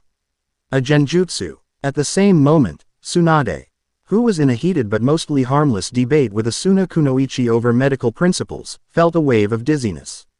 She saw the Suna woman's face distort, her features twisting into a hateful sneer. Her own guards suddenly looked at the Raikage's bodyguard with open hostility. Chaos was about to erupt. But before the first punch could be thrown, a calm voice cut through the rising tension. "The sake is excellent," Arashi said, his voice carrying effortlessly across the hall. "But I find it has a rather musical quality tonight." As he spoke, he channeled a tiny, precise pulse of his own chakra into the floor. It wasn't a violent genjutsu release. It was far more elegant. It was a counter-frequency, a single, pure note that disrupted the harmony of the illusion without shattering it. The hostile glares softened, replaced by looks of confusion. The killing intent that had begun to blossom withered away. The spell was broken, so subtly that most didn't even realize they had been under one. But the true attack had already begun. Under the cover of the genjutsu, 3 figures in Konoha Anbu masks dropped from the ceiling rafters, their blades aimed directly at Hashirama Senju. They moved with silent, lethal grace. Their chakra signatures cold and unnervingly flat. Tobirama reacted instantly, blurring into motion to intercept them. But Arashi was already moving. He didn't use a jutsu. He didn't flare his chakra. He flowed through the chaotic room like water around stones. He intercepted the first assassin, not with a block, but with a fluid redirection of the man's arm, sending his own tanto blade harmlessly into the floor. A single, precise strike with 2 fingers to the assassin's neck, and the man collapsed, unconscious. The second assassin lunged, and Arashi simply sidestepped, his hand grabbing the man's wrist. He twisted, using the attacker's own momentum to slam him into the third assassin. The 2 went down in a tangled heap. It was over in 3 seconds. No explosions, no grand techniques, just a demonstration of taijutsu so sublime, so perfectly efficient, that it was more terrifying than any S-rank ninjutsu. The hall fell into a dead silence, all eyes locked on the blonde stranger who had just dismantled 3 elite assassins as if they were children. Tobirama skidded to a halt, his hand outstretched to cast a jutsu, staring at the neutralized threat. The other cage and their guards were frozen, their minds struggling to process what they had just witnessed. Arashi knelt beside the lead assassin and, with a single, sharp tug, pulled off his mask. The face was unfamiliar, bearing the scars of a career mercenary. But it was what Arashi did next that sealed the moment. "The Konoha Anbu uniform is standard issue," Arashi said, his voice calm and analytical as he addressed the stunned cage. "But the binding on the grip of his tanto is a cross-hatch pattern favored by swordsmen from the land of iron. And the dirt in the turn-ups of his trousers," he added, brushing a bit of reddish dust from the man's cuff, "is iron-rich soil. Not found anywhere in the land of fire." He stood up, his gaze sweeping over the cage. "This was not an attack by any of your villages. This was an attempt to make you think it was. You were meant to descend into chaos, to blame each other, and to reignite the war your peace has interrupted." His logic was flawless, his evidence undeniable.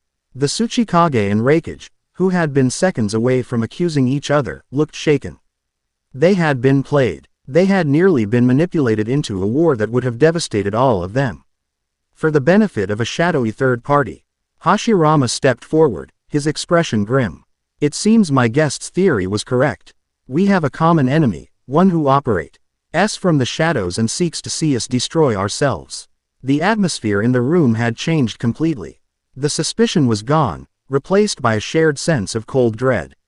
They had all just looked into the abyss, and Arashi had pulled them back from the brink. The summit was no longer a gamble, it was a necessity. Later that night, the political machinations had subsided, replaced by the quiet hum of genuine cooperation as the cage and their advisors began to formulate a joint intelligence strategy. Tsunade found Arashi on a balcony overlooking the village, the lights of Konoha spread out below like a blanket of fallen stars. She stood beside him, the silence comfortable. "That was impressive," she said finally. "Down there, you didn't just stop a fight. You prevented a war." He didn't look at her. His gaze fixed on the Hokage monument. "Sometimes the smallest gesture can change the course of history. You talk like you've seen it happen before," she said, probing gently. A sad smile touched his lips. More times than I'd like to remember. She leaned against the railing, her earlier animosity a distant memory. It had been replaced by a deep, powerful curiosity. This man was a living paradox, impossibly powerful yet gentle, a newcomer who understood their world better than they did, a warrior who moved with the weariness of an old man. "Who are you, Arashi?"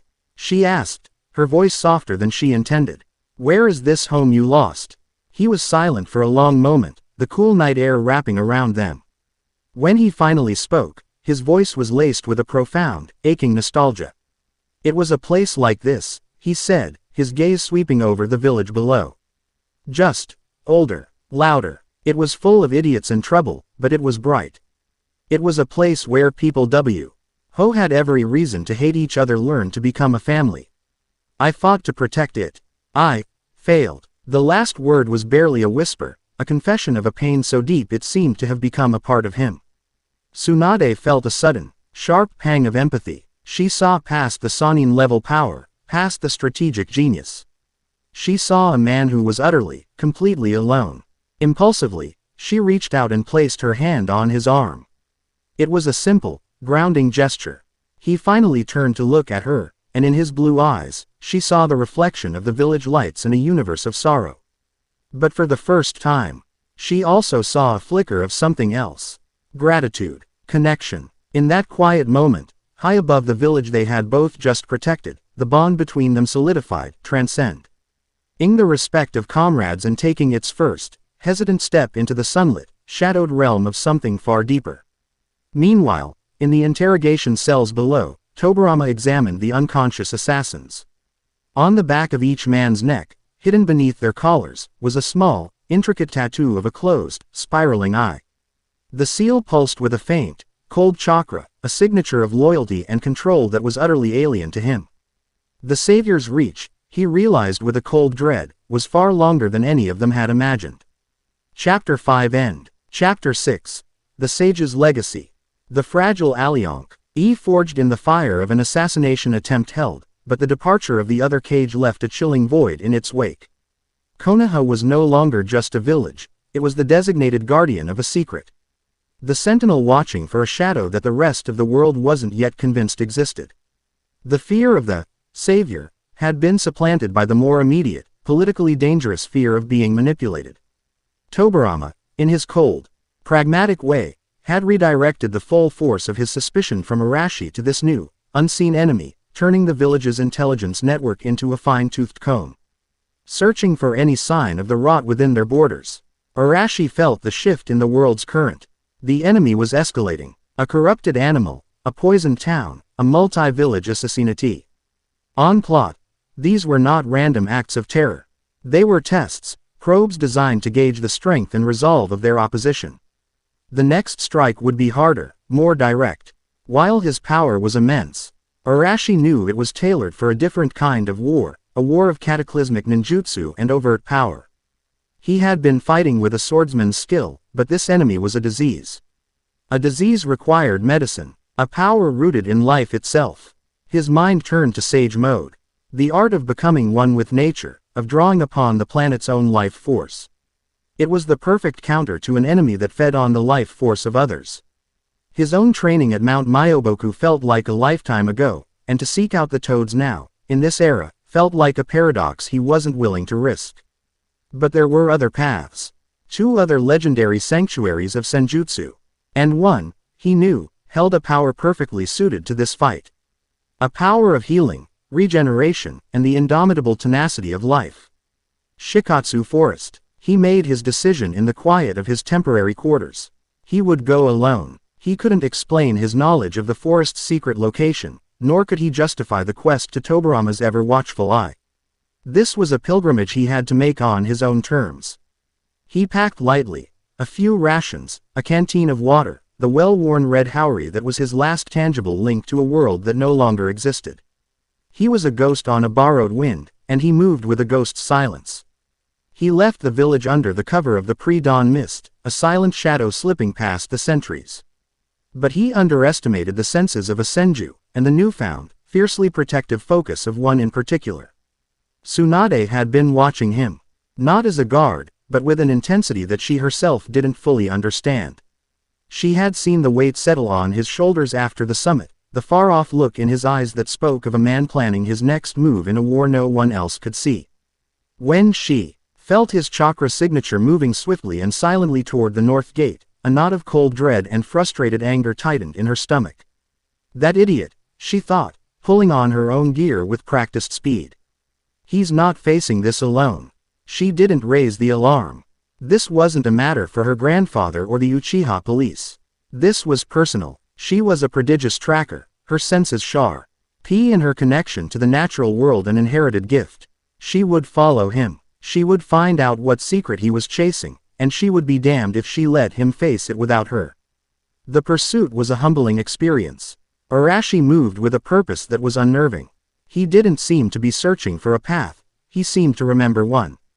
He navigated the dense, untamed forests of the land fire with an instinct that defied logic, bypassing natural deadfalls and territorial predators as if he knew they would be there. After a full day of travel, they reached a region where the very air felt different. It was older, heavier, saturated with a form of natural energy so potent that Tsunade could feel it humming against her skin. They came to a wall of shimmering air, a barrier that was invisible to the naked eye but screamed with the power of an ancient, high-level seal. A genjutsu barrier designed to repel any who approached. Tsunade watched from a ridge, her breath held, as Arashi walked toward it without hesitation. He didn't try to break it or analyze it. He simply raised his hand and placed his palm against the shimmering air, weaving a complex, one-handed seal she had never seen before.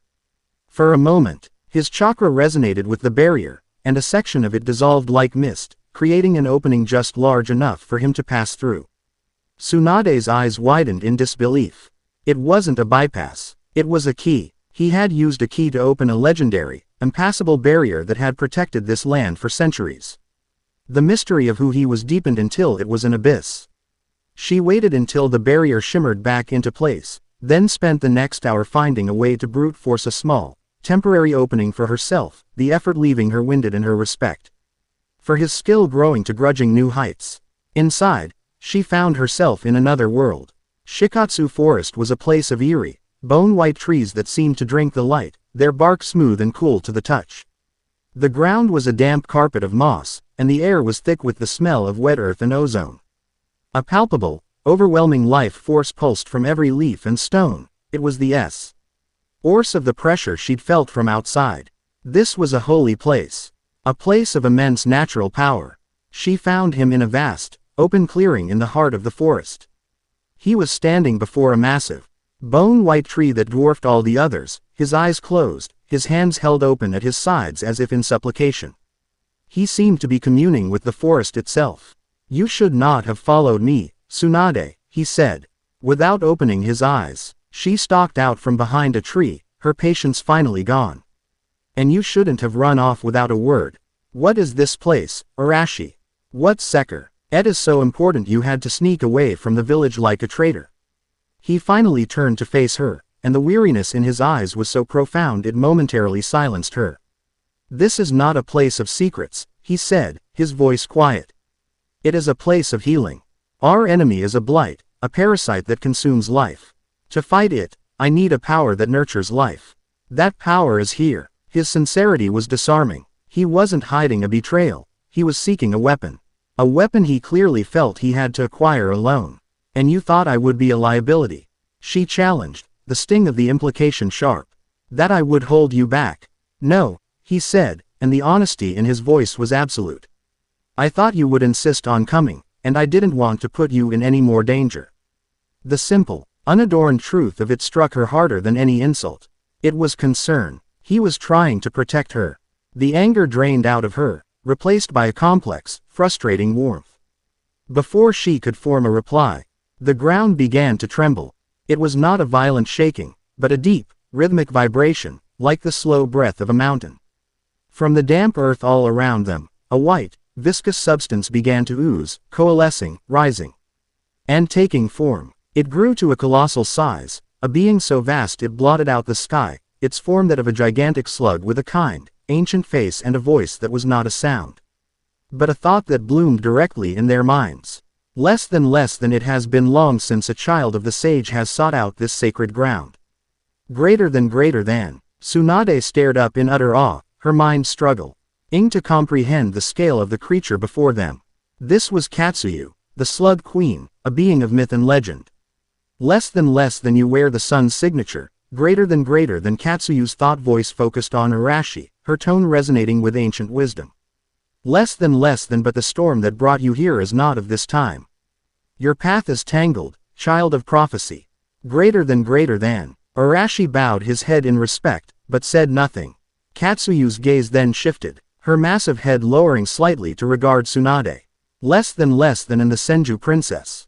The blood of the first flows strongly in you. A vessel of great life. Your path is intertwined with his. Though you do not yet see the threads that bind you across worlds and time. Greater than. Tsunade's heart hammered in her chest. Across worlds and time. The cryptic words confirmed her deepest, most impossible suspicions. Arashi was not just a traveler. He was something more. Someone from somewhere else. Or someone else. Great Katsuyu, Arashi said, his voice respectful. We face an enemy that devours chakra and life. A shadow that seeks to poison the world. We need your strength. We need the power of sage art. Less than senjutsu is not a weapon to be given, but a balance to be earned. Greater than Katsuyu replied. Less than the power you seek is one of harmony. Of creation. I will not grant it. You must prove you are worthy of wielding it. You must prove your harmony, together. Greater than. Katsuyu gestured with a slight movement of her head to a part of the forest nearby. As Tsunade and Arashi turned, they saw a patch of sickening blight. The bone-white trees were blackened and brittle, the moss had turned to gray sludge, and the very air felt dead and empty. It was a pocket of the Savior's influence, a scar of lifelessness on the vibrant heart of the forest. Less than this wound upon my forest is a reflection of the enemy you face, greater than Katsuyu explained. Less than it cannot be destroyed with force, nor healed with simple medicine. It must be reclaimed. Your power, Sun Child, is immense, but it is a raging fire. You will scorch the earth around the wound. Your skill, Senju Princess, is precise, but it is a single drop of rain in a desert. You must act as one. Synchronize your hearts, your chakra, your very wills. Show me you can create life together. And I will show you the path to true sagehood. Greater than. It was a trial of synergy. They approached the blighted patch, the dead air chilling their skin. She's right, Arashi said, looking at the blackened trees. My Rasengan would just obliterate it. And your mystical palm can't cover this much ground. So what do we do? Tsunade asked, already extending her senses, trying to find a focal point for the blight. We do as she says, he replied, turning to face her. We combine our strengths. I will provide the raw life force. The natural energy. You will be the vessel, the conduit. You will use your precise medical control to weave that energy back into the land, cell by cell. But to do that, you will need to trust me. Completely. He held out his hand. Tsunade looked at it, then at his face. His blue eyes were steady, open, holding nothing back. This was the ultimate test of the trust that had been growing between them. She took a breath, then placed her hand in his. A jolt went through her as their skin touched. His chakra felt like the sun, a boundless ocean of warmth and power. He closed his eyes, and she saw the faint orange pigmentation appear around them. As gathering natural energy at a rate she couldn't comprehend. Now, Tsunade, he urged, his voice tight with concentration. Open yourself to my chakra. Don't fight it, guide it. She closed her eyes and focused. She felt his massive chakra reserve flow into her, but it was different from before. It was alive, humming with the energy of the forest itself. It was overwhelming, a raging river threatening to sweep her away. For a moment, she panicked, her control slipping. Don't just try to contain it, Arashi's voice echoed in her mind, a result of their deep chakra connection. Become its banks. Give it purpose. Feel the land's pain. Feel what it needs. She took his advice, letting go of her fear. She stopped trying to dam the river and instead focused on directing its flow. She reached out with her senses to the blighted ground, feeling the dead cells, the dormant life. And through her, she channeled Arashi's immense life-giving energy, not as a flood, but as a million tiny, precise streams. Green light erupted from her free hand. It spread across the ground, not as a blanket, but as a delicate, intricate web. Where the light touched, the gray sludge receded. The blackened bark of the trees began to regain its bone-white luster. Tiny shoots of new moss pushed their way through the dead earth. It was working. They were in perfect sync, his power and her control, a single, harmonious unit. She felt his will, his unyielding desire to protect. And through their connection, he felt her fierce compassion, her unwavering refusal to let anything die on her watch. It was a profound, intimate fusion of their very souls. With a final, shared pulse of energy, a wave of vibrant green light washed over the last of the blighted ground. The scar was gone. The air was clean again, filled with the scent of life. They both collapsed to their knees, panting, the connection breaking. They were exhausted but exhilarated. Tsunade looked at Arashi, her heart pounding, seeing him in a completely new light. The respect, the admiration, the curiosity, it had all coalesced in that moment of shared creation into something powerful, undeniable, and terrifying. Less than you have shown me harmony, greater than Katsuyu's voice filled their minds. Gentle and pleased, less than you have proven your worth. Greater than. A portion of Katsuyu's main body dissolved and reformed before them, a smaller slug, no bigger than Tsunade's hand. Less than the contract is yours. Not just with one, but with both. For your strength is now bound together. Greater than. As Tsunade and Arashi both placed their blood upon the offered summoning scroll, sealing their pact, Katsuyu offered one final chilling piece of wisdom. Less than be warned. The shadow you fight was once a thing of light. There are those born not from the absence of light, but from the envy of it. The one you face resents the sage's gift of chakra to your world. It seeks not to rule, but to reclaim. To return all creation to the silent, lifeless gray it believes is balance. It is the shadow that seeks to devour the sun. Greater than. The words hung in the air, heavier than any physical threat. This wasn't a conqueror they were fighting. It was an extinction event. Arashi and Tsunade stood up, now bound by a legendary contract. Looking at each other, they were no longer a shinobi and his observer, or a warrior and a medic. They were partners, and they had just been told their partner was the sun, and a shadow was coming to eat it. Chapter 6 End. Chapter 7. The First Disciple. Their return to Konoha was marked by a quiet, profound shift. Outwardly, nothing had changed. Arashi was still the enigmatic advisor. Tsunade the brilliant medical prodigy. But between them, a new current flowed. It was in the way their eyes would meet across a crowded training ground, a silent communication passing between them. It was in the effortless way they fell into step beside each other, their strides perfectly matched. During strategy meetings, she would anticipate his arguments, and he would glance at her for confirmation on medical matters before the Hokage even asked. Tobarama, a man who missed nothing, observed this new, seamless synergy with a silent, calculating gaze. It was a formidable alliance, a weapon in the making. But it was also a bond he could not quantify, and therefore, could not fully trust. They began training together in the quiet hours of the early morning, in secluded clearings far from prying eyes. It wasn't about sparring, it was about exploration. Guided by small, summoned portions of Katsuyu, they delved into the rudiments of senjutsu. For Arashi, it was a process of remembering, of recalibrating his immense power to harmonize with Tsunade's. For her, it was a revelation. She learned to feel the life force of the world around her, to draw it in, not with Arashi's overwhelming tidal force, but with the steady, patient pull of a deep-rooted tree. The purple diamond on her forehead, the seal for her future creation rebirth technique, seemed to resonate with the natural energy, glowing with a soft inner light. "You're a natural at this," Arashi said one morning, watching as she successfully maintained a state of perfect stillness, the life force of the forest flowing into her without causing any signs of petrification. "You have an inherent connection to life. It welcomes you." "It's just another form of control," she replied, her eyes still closed in concentration, though a small smile played on her lips. "Like regulating chakra flow to heal a single cell. This is just on a bigger scale.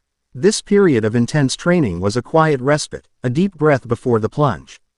They both knew the shadow was still out there, gathering its strength. They were sharpening their swords for a battle that was inevitable. They just didn't know it would arrive so soon, and with such devastating fury. In the Uchiha district, a quiet resentment simmered. It was the district of the Konoha military police force, a position of honor that many Uchiha felt was a gilded cage. Designed by Tobirama Senju to keep them occupied and contained. One such man was Naori Uchiha. He was a warrior of immense skill, one of the few in the clan who had awakened the Mangekyo Sharingan during the final bloody days of the war. But peace did not suit him. He saw Hashirama's dream as a Senju dream, and the Uchiha as honored guests in their rival's house. He looked at Madara's departure from the village not as a betrayal, but as a protest he understood all too well. He was training late one night, the flames of his fireball jutsu scorching the earth of his family's private dojo. When a voice slithered from the shadows. Such magnificent power, it rasped, the sound like dry rot. Wasted on charring dirt, Naori spun, his Mangekyo flaring to life, its Tomo pattern spinning hypnotically. A figure stood in the shadows, indistinct and cloaked. Naori could not see a face, but he could feel the chilling void where a chakra signature should be. Who are you? How did you get in here? I am a friend to those who have been shackled, the voice whispered. I have watched you, Naori Uchiha. I have seen your ambition, your frustration. You burn with the true fire of the Uchiha. A fire that these Senju seek to extinguish with their talk of peace and cooperation. Naori's hand went to the hilt of his sword, but he did not draw. He listened. You possess the eyes that can see the truth of all things. The voice continued, its tone seductive. But they are incomplete, flawed. A gift from a sage who diluted your bloodline and shackled your potential. What if I told you that you could surpass Madara? That you could unlock the true power that was stolen from your clan?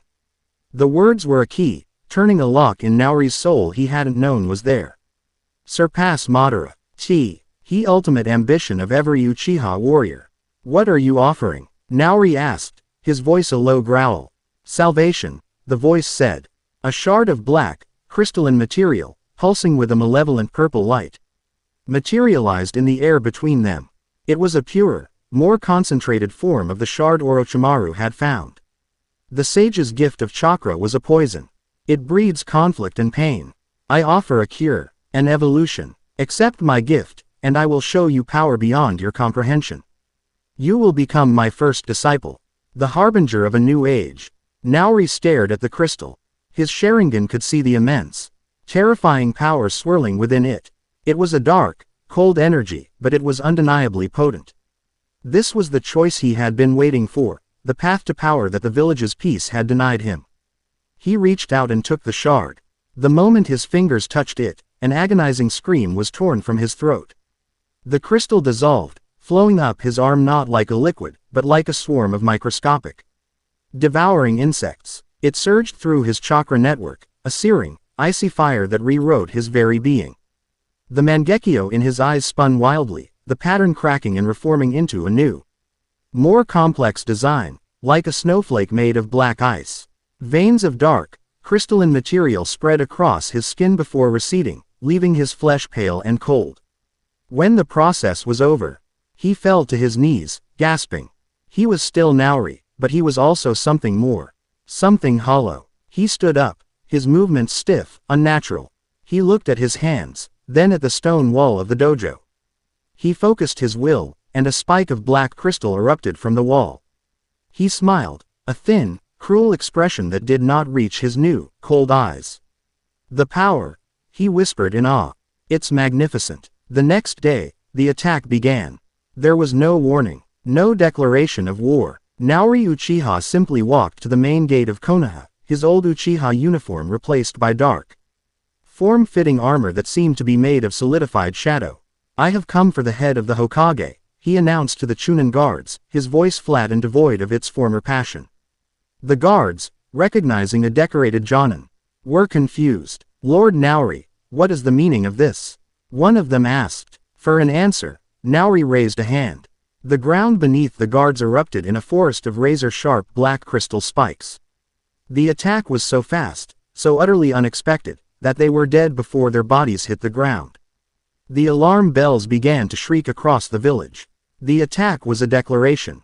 A challenge. Shinobi converged on the main gate, a mix of Senju, Uchiha, and other clans, their faces a mixture of shock and horror. Naori, have you gone mad? His own cousin, the captain of the police force, shouted at him. Stand down. I have never been more sane, Naori replied, his new Mangekyo spinning. I have simply been awakened. You Uchiha cling to this weak piece like beggars. I will show you the true path to glory. He moved. He was a whirlwind of black crystal and deadly precision. His taijutsu was enhanced, his every strike carrying an unnatural, shattering force. He didn't just fight, he dismantled his opponents. Tobirama Senju arrived in a flash of silver and blue, his expression colder than a winter storm. Naori Uchiha, he said, his voice cutting through the chaos. You were relieved of duty and under arrest for treason. The Senju dog comes to bark, Naori sneered. Let's see if your bite is as strong. Tobirama didn't waste time with words. Water style. Water colliding wave. A massive, swirling vortex of water erupted, a raging tsunami designed to crush and drown. Naori simply raised a hand. Crystal armor. Divine shield. A wall of intricate, interlocking black crystal rose from the ground, meeting the wave head-on. There was a deafening roar as thousands of tons of water crashed against it. The crystal held. It didn't even crack. Tobirama's eyes widened slightly. His jutsu, one of the most powerful in his arsenal, had been negated. Effortlessly. My turn, Naori said. He brought his hands together. Susanoo. An ethereal, skela, tall ribcage of obsidian black energy erupted around him. But this was no normal Susanoo. It was sharp, jagged, and it began to accrete layers of black crystal, forming a solid, armored avatar of destruction, its eyes burning with a purple, malevolent light. It was a perversion of the Uchiha's ultimate defense, a fusion of chakra and the savior's cold power. The crystal Susanoo's fist slammed down, shattering a section of the village wall and sending shinobi flying. The attack was brutal, overwhelming. Konoha, for the first time since its founding, was on the verge of being broken. Arashi and Tsunade arrived together, appearing on a rooftop overlooking the devastation. Tsunade's face was a mask of horrified fury. Arashi's was grim, his blue eyes narrowed as he analyzed the monstrous black avatar. That's not just a Susanoo, Tsunade said, her medical eye seeing the unnatural energy flowing through it. It's infected, like that bear. He's the disciple, Arashi said, his voice low and hard. The first true one. He embraced the power willingly. He looked at her, their shared purpose a tangible thing between them. We do this together, like we practiced. She gave a sharp, determined nod. Let's show this traitor what a real partnership looks like. They leapt into the fray. Tsunade shot forward like a cannonball, her fist wreathed in chakra, aiming for the Susanoo's leg. Shanaru. Her punch connected with the crystal armor. A spiderweb of cracks appeared, but the limb held. The force of the impact, however, was enough to stagger the massive construct. Naori, inside the avatar, was shocked. No one should have the raw physical power to crack his perfected Susanoo. Arashi used the opening. He flickered through the air, a Rasengan already formed in his hand. He wasn't aiming for the avatar, but for the gap Tsunade had created. He slammed the spinning sphere into the cracks, and with a grinding roar, a huge chunk of the crystal leg shattered and exploded. Naori roared from within the construct, his Mangekyo locking onto Arashi. The anomaly. The savior warned me about you. He focused his gaze. Amaterasu. But the flames that erupted were not black. They were a shimmering, sickly purple. And where they struck the ground, the very life from the earth seemed to drain away, leaving gray, dead soil. Arashi moved with impossible speed, dodging the life-draining flames. The sage in him screaming at the unnatural, anti-life energy. Tsunade, he's the conduit. Arashi yelled, his mind racing as he pieced it together. The crystal in him is a gateway. He's drawing power directly from the source. We can't just break the Susanoo, we have to get to him. The battle became a deadly dance. Tsunade was the hammer, her every blow shaking the crystal construct. Her incredible strength and nascent senjutsu enhanced healing, making her an unstoppable force of nature. Arashi was the rapier, his speed and precision allowing him to exploit every crack she made. Is Rasengan tearing away chunks of the corrupted armor. They moved in perfect sync, a whirlwind of gold and green, covering each other's weaknesses, amplifying each other's strengths.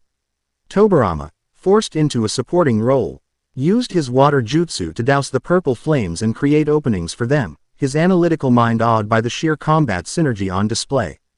They weren't just two powerful shinobi. They were a single, perfectly functioning engine of war. Finally, Tsunade landed a devastating blow. Channeling all her strength, she shattered the Susanoo's ribcage, creating a momentary opening to Naori himself. Arashi, now, she screamed. Arashi was already there. He appeared before the shocked Uchiha, his eyes now lined with the orange pigmentation of Sage Mode. The natural energy of the world flowed through him, a stark, vibrant contrast to the dead energy radiating from Naori.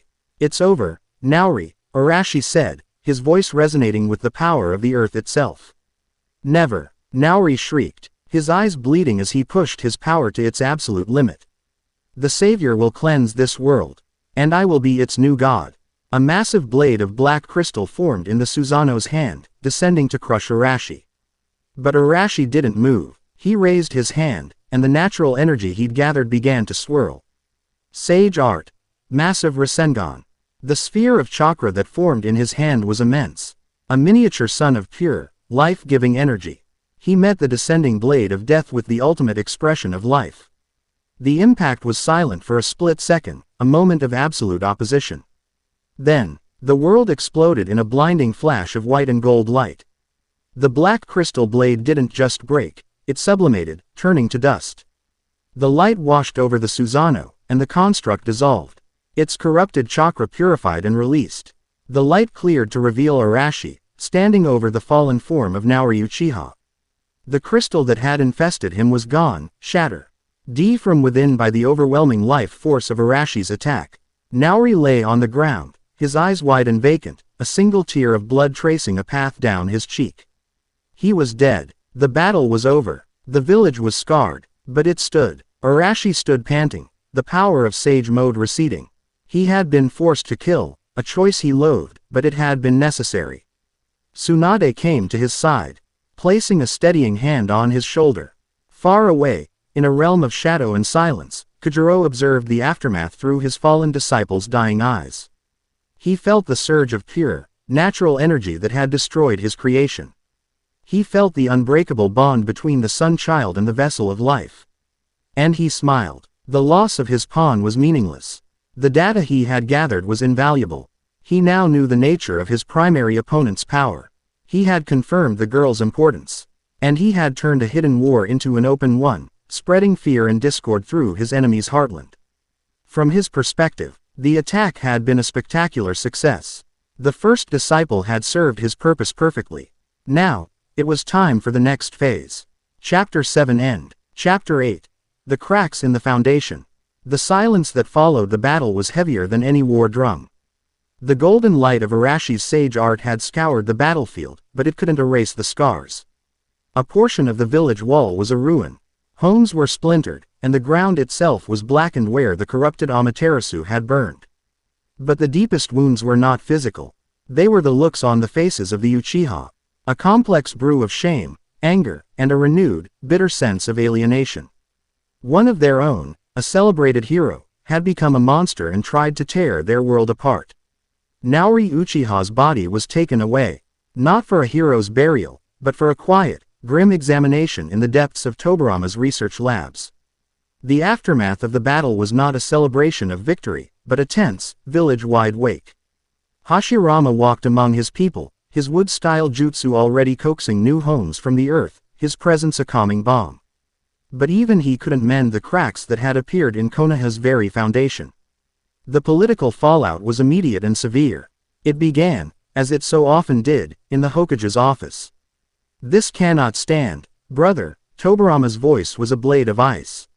He slapped a hand down on the Hokage's desk, the sound echoing in the tense room. Naori Uchiha was a symptom. The disease is this, savior, this entity that turns our own shinobi against us. But the immediate threat, he said, turning his piercing, red-eyed gaze on Arashi, who stood silently by the window, is him. Arashi didn't react, his face an unreadable mask. Tsunade, standing beside him, bristled. That's insane, uncle, she shot back, her voice sharp with disbelief. Arashi saved the village. He and I fought side by side to stop Naori. He fought, yes, Tobirama conceded, his voice dangerously calm. And in doing so, he revealed power that dwarfs my own. A perfect sage mode, a level of mastery that Jiraiya's own teachers, the toads of Mount Myoboku, would consider legendary. He appears from nowhere, knows things he shouldn't know, and wields techniques that defy our understanding. We have welcomed a god-level threat into our home, and we still know nothing about him. We know he has fought for us at every turn. Hashirama countered, his voice firm but laced with weariness. We know he is honorable. Is that not enough? No, it is not. Tobirama's control finally snapped, his voice rising to a shout. Honor is a sentiment, ideal in facts, in variables. And Arashi is the single greatest variable this village has ever faced. Naori's power was a gift from our enemy. Who is to say Arashi's is not as well? A different faction in a celestial war we know nothing about. He is too powerful to be trusted. He is a weapon that could be aimed at us as easily as it was aimed at Naori. He must be contained, sealed, until we understand what he is. The word hung in the air, cold and final. Sealed. Tsunade felt a surge of white-hot fury. You would imprison the man who just saved us. You would reward his sacrifice with a cage. That is not pragmatism, uncle, that is paranoia. That is fear. I am not afraid, Tobirama said, his gaze locking with hers, a silent battle of will. LS between two senju of indomitable spirit. I am responsible for the safety of this village. A responsibility you are too young, and too clearly compromised by your personal feelings for him, to understand. The accusation struck Tsunade like a physical blow. Compromised. The word was a poison dart, meant to discredit her, to reduce her tactical and political arguments to the foolish sentiment of a girl. Her cheeks flushed with anger. But before she could unleash the furious retort building in her throat, Arashi spoke. His voice was quiet, yet it instantly commanded the attention of the room. Lord Tobirama is right. Tsunade stared at him, bewildered. Hashirama leaned forward, his expression unreadable. I am a variable, Arashi continued, his gaze steady as he met Tobirama's.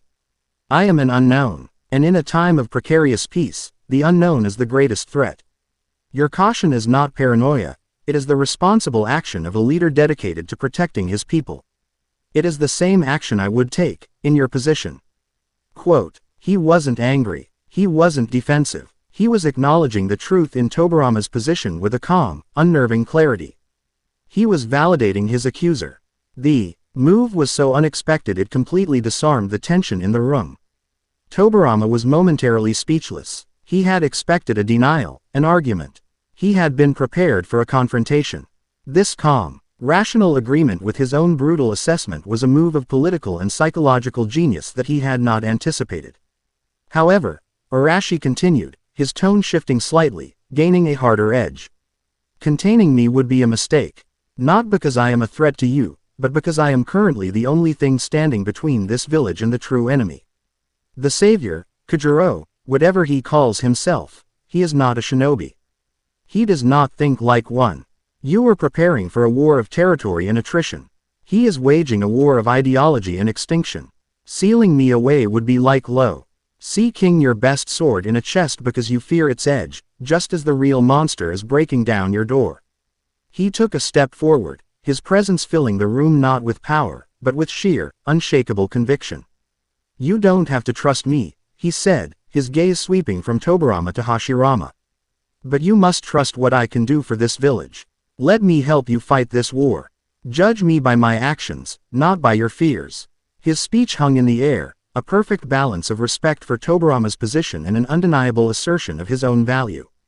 It was a masterclass in diplomacy, backed by the unspoken threat of the power he had just demonstrated. Hashirama, who had been watching the exchange with a deep, thoughtful expression, finally spoke. Tobirama, your concerns are noted, and they are valid. Arashi is right to acknowledge them. He then turned to his brother, his voice carrying the full weight of his authority as Hokage.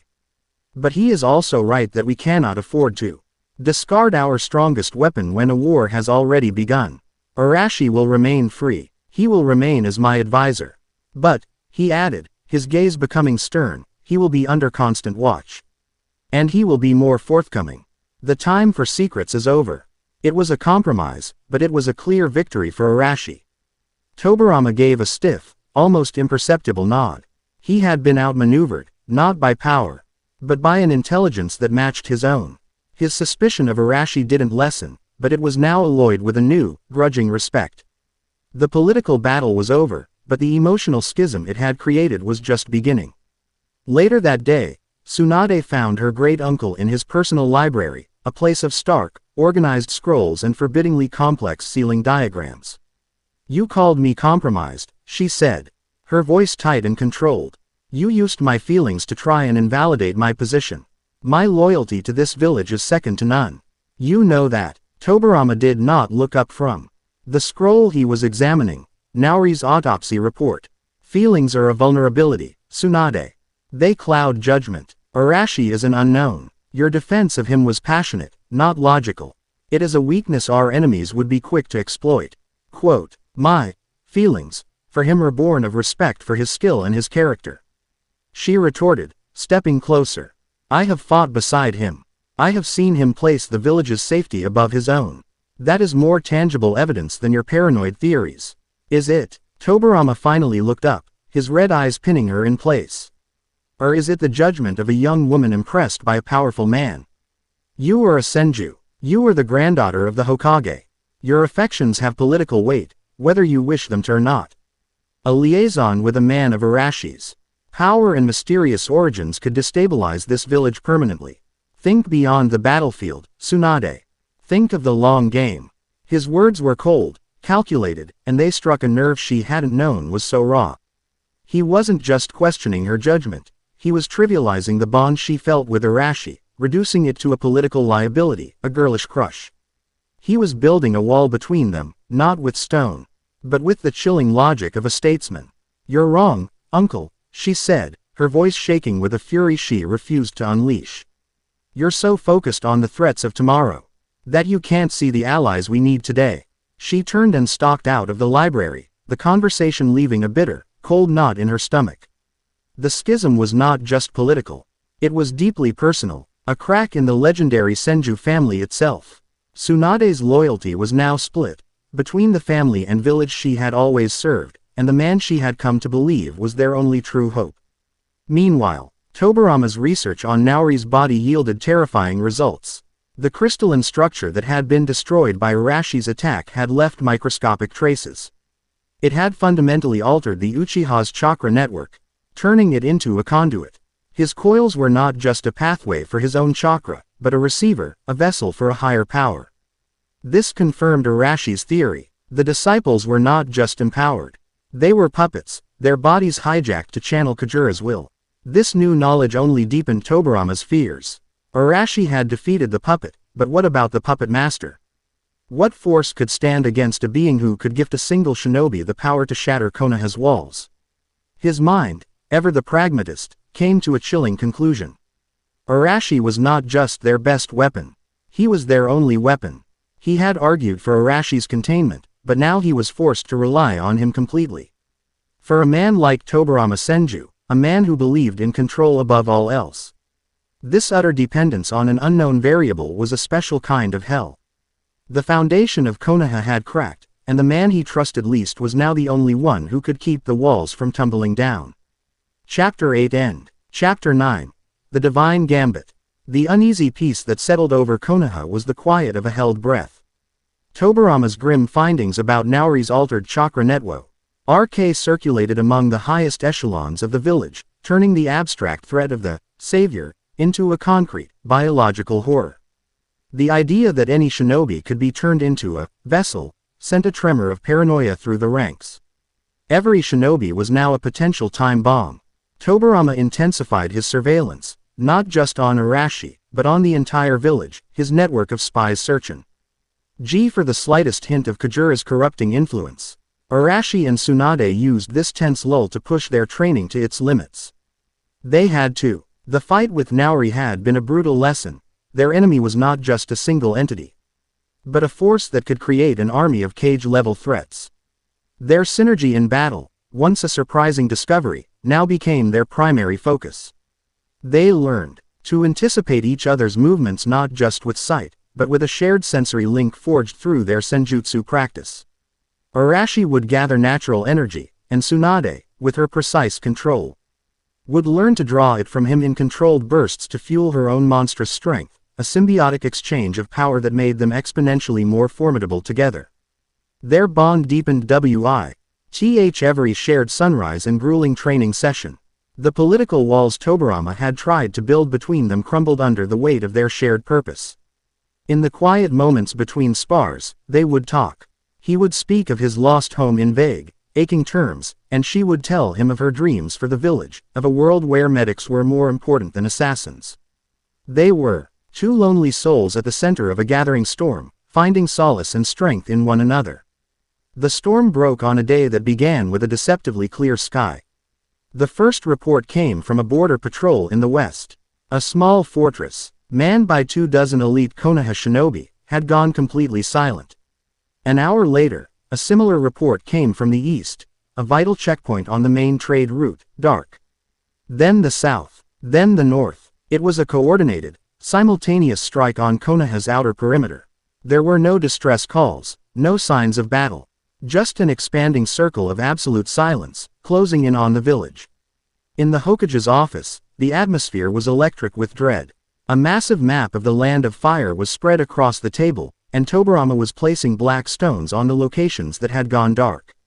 The pattern was unmistakable. "It's a net," he said, his voice grim. "He's not attacking the village. He's isolating it. He's cutting off our eyes and ears," Tsunade added, her hands clenched. "By the time we send out scouts and get a report back, it will be too late." Arashi stared at the map, but his senses were extended far beyond the room.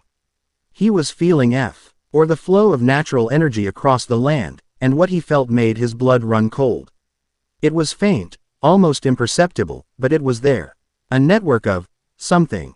A vast, intricate web of cold, dead chakra, spreading out from those silent points, converging on Konoha. "It's not a military strategy," he said, his voice low and urgent.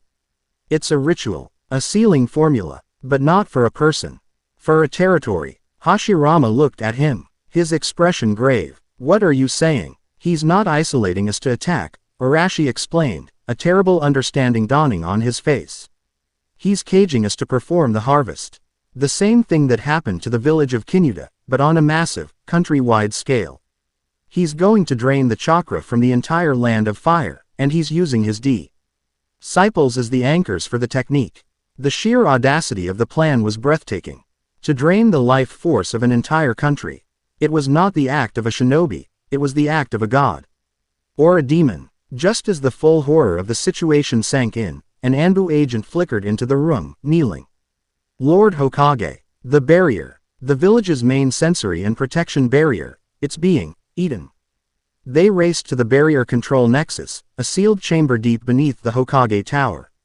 The massive crystal orb at the center of the room, which usually glowed with a steady blue light, was now flickering erratically. Covered in creeping veins of black, corrosive energy. The sensory ninja maintaining it were sweating and pale, fighting a losing battle against an unseen force. "It's draining the barrier's energy and feeding on it," one of the ninja gasped. "We can't stop it." This was Kujura's divine gambit. He had turned Konoha's greatest defense into his first course. The village was trapped, its outer defenses falling one by one, and a countrywide ritual of death was beginning. Chaos erupted in the village as the sky itself began to darken, not with clouds, but with a sickly, pure, tinged haze that seemed to suck the very color from the world. A wave of profound lethargy washed over the populace, a precursor to the deep coma that had befallen Kinuta. "We have to strike now," Tobirama declared, his mind already formulating a desperate counterattack. "We must break the net. I will lead a squad to the western anchor. Hiruzen, you take the east." "No," Arashi's voice cut through the panic, sharp and commanding.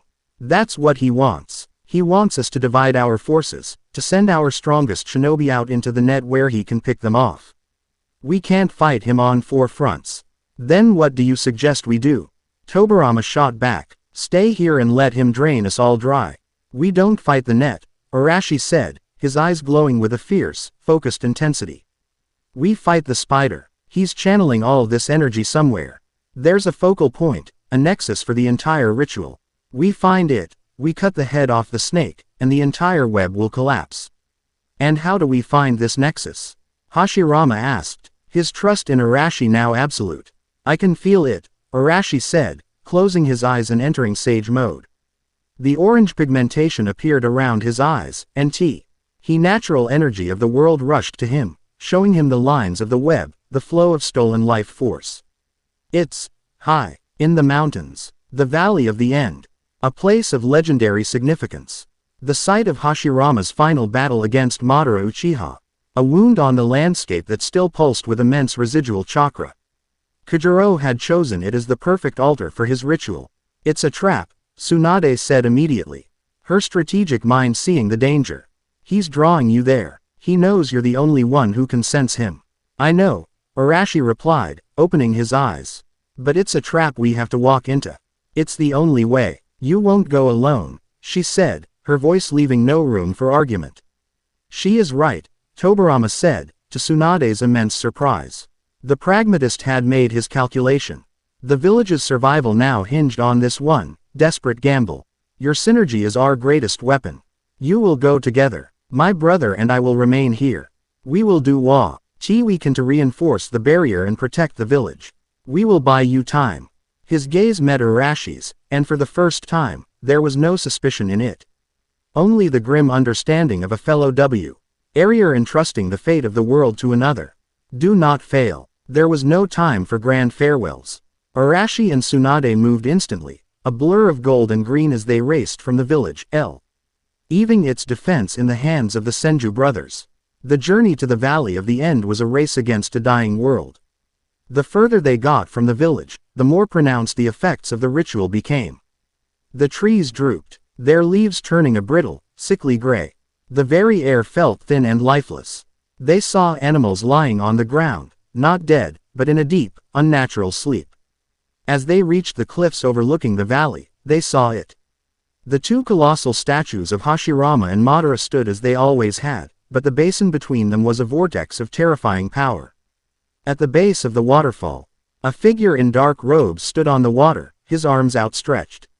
This was not a puppet. This was the source. His face was a pale, androgynous mask of serene arrogance, his hair the color of bone. And his eyes were hollow voids that seemed to drink the light. This was Kujiro. Surrounding him, standing on the cliffs, were his disciples. There were 3 of them, each a former powerful shinobi. Now a hollowed-out vessel, their eyes glowing with the same purple light as Naori's had. They were the anchors, the amplifiers, their bodies the conduits that channeled the stolen life force of the land into their master. The anomaly, Kujira's voice echoed through the valley, not as a sound, but as a psychic whisper that scraped against their minds. And the vessel of life. You have come, as I knew you would. You were just in time to bear witness to the cleansing. This world, so vibrant and chaotic with the sage's flawed gift, will finally know the peace of silence. Your peace is the peace of the grave, Tsunade yelled, her voice filled with defiance. Arashi didn't speak. He was already gathering natural energy, the very air around him beginning to hum with power. You cannot fight a concept, child of the sun, Kujiro whispered, a faint, condescending smile on his pale lips. I am not a conqueror. I am balance. I am the end of the era. Your struggle is meaningless. He raised a hand, and his 3 disciples moved as one. A rogue shinobi from Kiri, a master of water style. A hulking giant from Iwa, whose body was fused with earth and steel. A swift kunoichi from Kumo, who crackled with black lightning. They leapt down to intercept them, a multi-front battle designed to occupy them while the ritual reached its climax. The disciples are a distraction, Arashi shouted, never taking his eyes off Kujiro. You have to keep them busy. I'm the only one who can disrupt the ritual itself. Just tell me you have a plan. Tsunade yelled back, bracing herself as the 3 figures descended.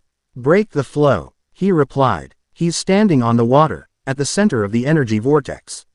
I have to hit him with enough pure, natural energy to sever his connection to the ritual. Go. Quote. It was a desperate, almost suicidal plan. It required Tsunade to hold off 3 cage-level opponents on her own, while Arashi engaged in a battle of pure energy with a being of seemingly infinite power. But they were partners, and they had absolute faith in each other. Tsunade roared, a battle cry of pure, unadulterated fury, and met the 3 disciples head-on. The Valley of the End erupted in a cataclysm of elemental violence. Water dragons clashed with earth-shattering punches. Black lightning was parried by chakra-infused strikes that could splinter mountains. Tsunade was a one-woman army, her body glowing with the faint green light of the creation rebirth technique she had been perfecting, every wound sealing itself almost instantly. She was outnumbered, but she would not be outmatched. She would buy him the time he needed, even if it cost her everything. Arashi, seeing Tsunade engage the enemy, shot toward the center of the valley like a golden comet. He ran across the surface of the water, a massive Rasengan already forming in his hand, a swirling sun of life-giving power aimed at the heart of the shadow. The final battle had begun. Chapter 9 End.